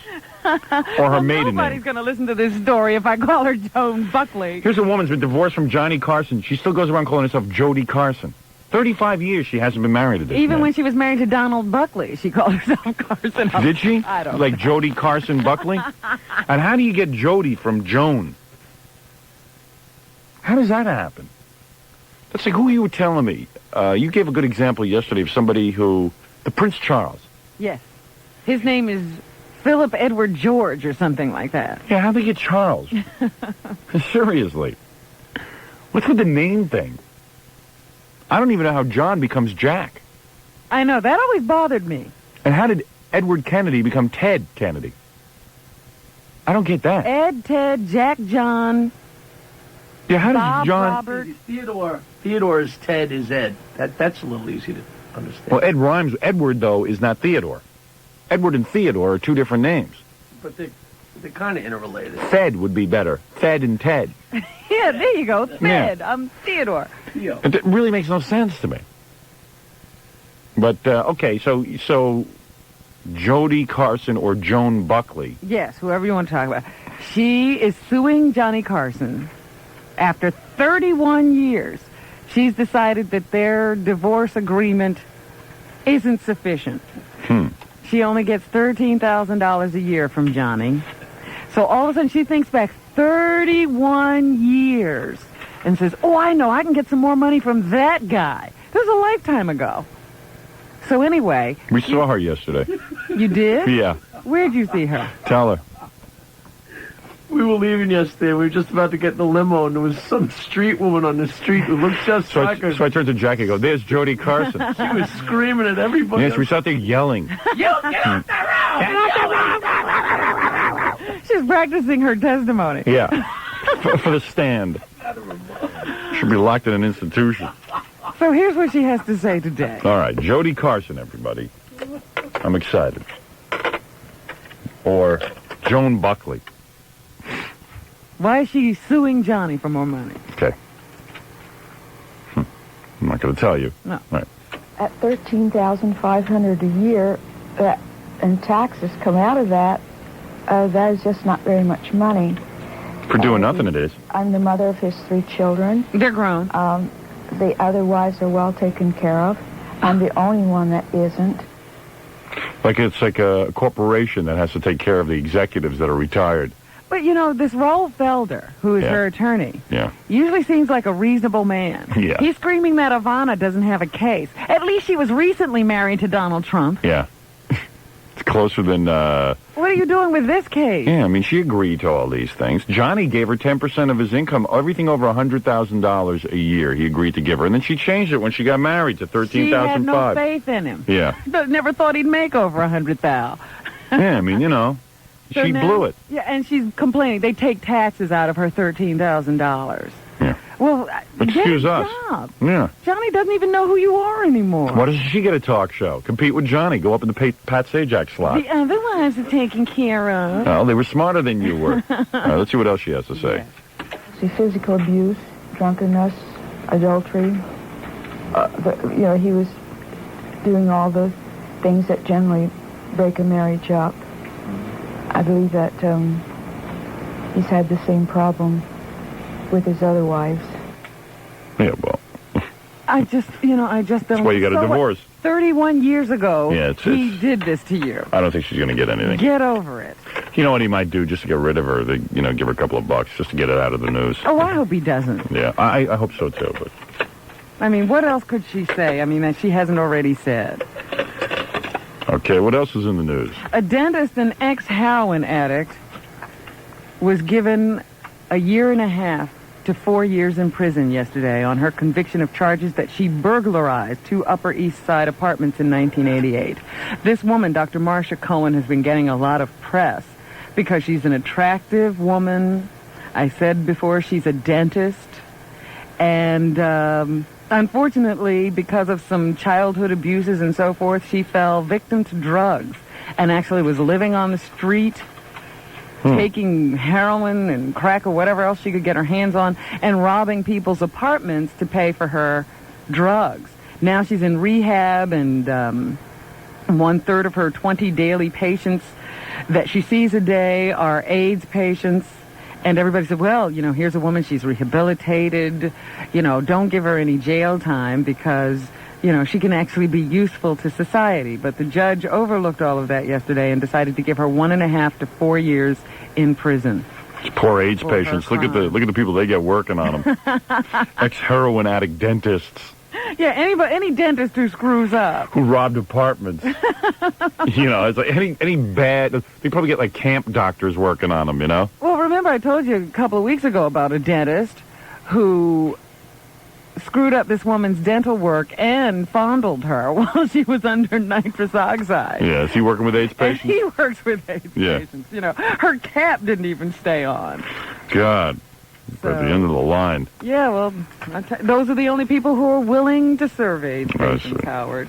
I was telling you about Au Courant, that free gay newspaper in Philadelphia. Yeah. They were talking about you. You got it? In the paper. No, I don't have it, but I know exactly what they were talking about. A week ago or two, we were talking about some people who were protesting the Chicago police force because they use rubber gloves when arresting gay people. Yeah. And you said, well, why not? Yeah, why not? And that's what Au Courant objected to. They called you the self-proclaimed Princess Tiny Meat. Princess Tiny Meat? I'm not the self-proclaimed Princess Tiny Meat. I've never heard you call yourself that. I don't believe that I call myself Princess anything. Because that sounds awfully weird. Princess Tiny Meat. Hey, and I'll tell you one thing about my tiny meat. It's not going anywhere where it's not supposed to. My tiny meat's staying right here in my pants or with my wife. They accused you of continuing to disseminate stereotypes and what stereotype? Alarm about AIDS. AIDS is a contagious disease. If people, bite you and stuff and they're in the middle of a protest, what's wrong with a cop wearing rubber gloves? What is this? What, everyone's got to risk their lives to accommodate a contagious disease? Nobody's saying anything anti-gay. They're saying, I want to wear rubber gloves. I don't want to get AIDS. What is wrong? What is wrong with people? Have they lost their minds? There's such wacky things going on. I read a story the other day about a corrections officer who just settled some kind of suit or something with the state, wherever he was. He was subjected to, there were some prisoners working in the lab in the prison hospital or something, and they contaminated the coffee with some AIDS blood. So the prison guard's sitting there drinking coffee that's, with the AIDS. tainted with AIDS. Got the AIDS in it. I mean, come on. Guy's a cop. He's not making that much money. He has to risk getting AIDS just so no one's offended. Yeah, not all the time when you're a cop. You're dealing with the most savory people. That's all they're saying. So let's take a little precaution here. Yeah. Meanwhile, there's it's all quiet at the reservation today. That Indian reservation. Yeah, up in upstate New York. Some Canadian police and some New York police are patrolling. Yeah. So there wasn't any gunfire or grenade tossing yesterday. There's a big dispute on the Mohawk Reservation because there's gambling. They have casino gambling. They're run by some of the Mohawks, while other Mohawks don't think they should be there. So they've had to send the troops in to stop the Indians from fighting with each other after each side lost one brave. Wow. Liz Taylor's doing better. She has improved considerably, according to her doctors, but they can't speculate on how much longer the actress will be in the hospital. But she has been visited by Nancy Reagan, who found her to look beautiful even without her hair done or her makeup. That's the sign of importance, whether or not she looks beautiful. That's, everything with the beauty. Yes. Yeah. So anyway, Liz was hospitalized 24 days ago, and we're all happy to hear that she's doing so much better. And Richard Nixon has admitted that he can't say I love you. I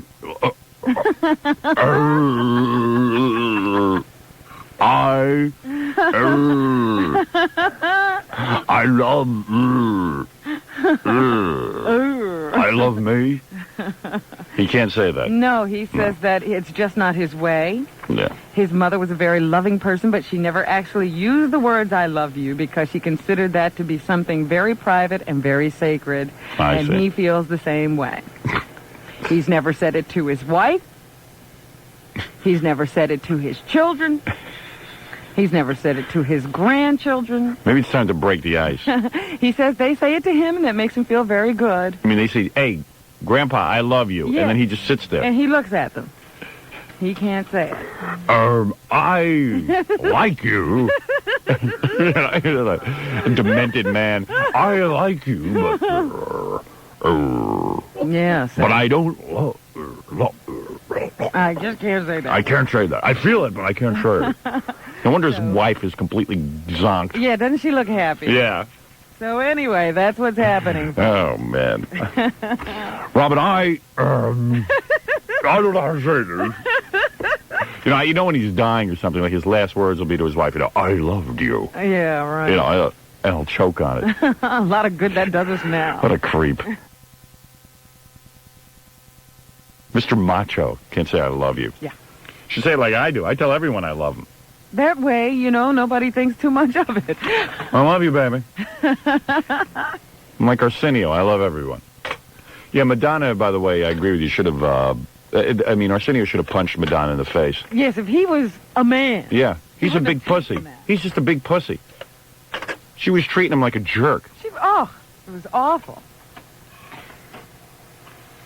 And that crap you shaving the side of your head, get rid of that. That's tired. Yeah. Like who the hell is she? Yeah, who appointed her Miss Black? Yeah, she's in charge. I like how she's telling a black guy that the black community finds that old. What a cretin she is, that Madonna. Look, does she make my skin crawl? I mean, you would think, did you see that Arsenio Hall show with Madonna? I watched that. I had it on tape. I figured, well, okay, let's see what this is. And he's kissing her ass every way upside down and sideways. And quite frankly, I mean, which was very nice of him to do, considering, I mean, all she did was write a few okay songs. Yeah, we're not talking about Irving Berlin here. We're Yeah. talking about Madonna. Hey, we're not even talking about the Turtles, for God's sake, here. I mean, you know, we're talking about Madonna. She wrote some dance hits. We're talking about a woman who couldn't decide whether to braid the hair under her arms or let it fly free a few years ago. This is a woman who was sleeping on the floor at WKTU when it was the disco station. I mean, you know, okay, so she made some bucks, and now she's become an authority on how to abuse people. Well, apparently Arsenio loved it, according to his producer. Yeah, well, he would love it. He told me, his producer said, that if he could have her back on the show tonight, he would. Yeah, well, it's big ratings. Ugh. I can't even tell you the thoughts that went through my mind after watching that. Yeah. You probably could tell me, but... Jackie's going to be Mr. Rips on Friday, May 4th, up in Valley Cottage. Go stump the joke man. Become a joke man. I have to become a joke man. Maybe that's what I'm doing. You know what your problem is? You don't have a title.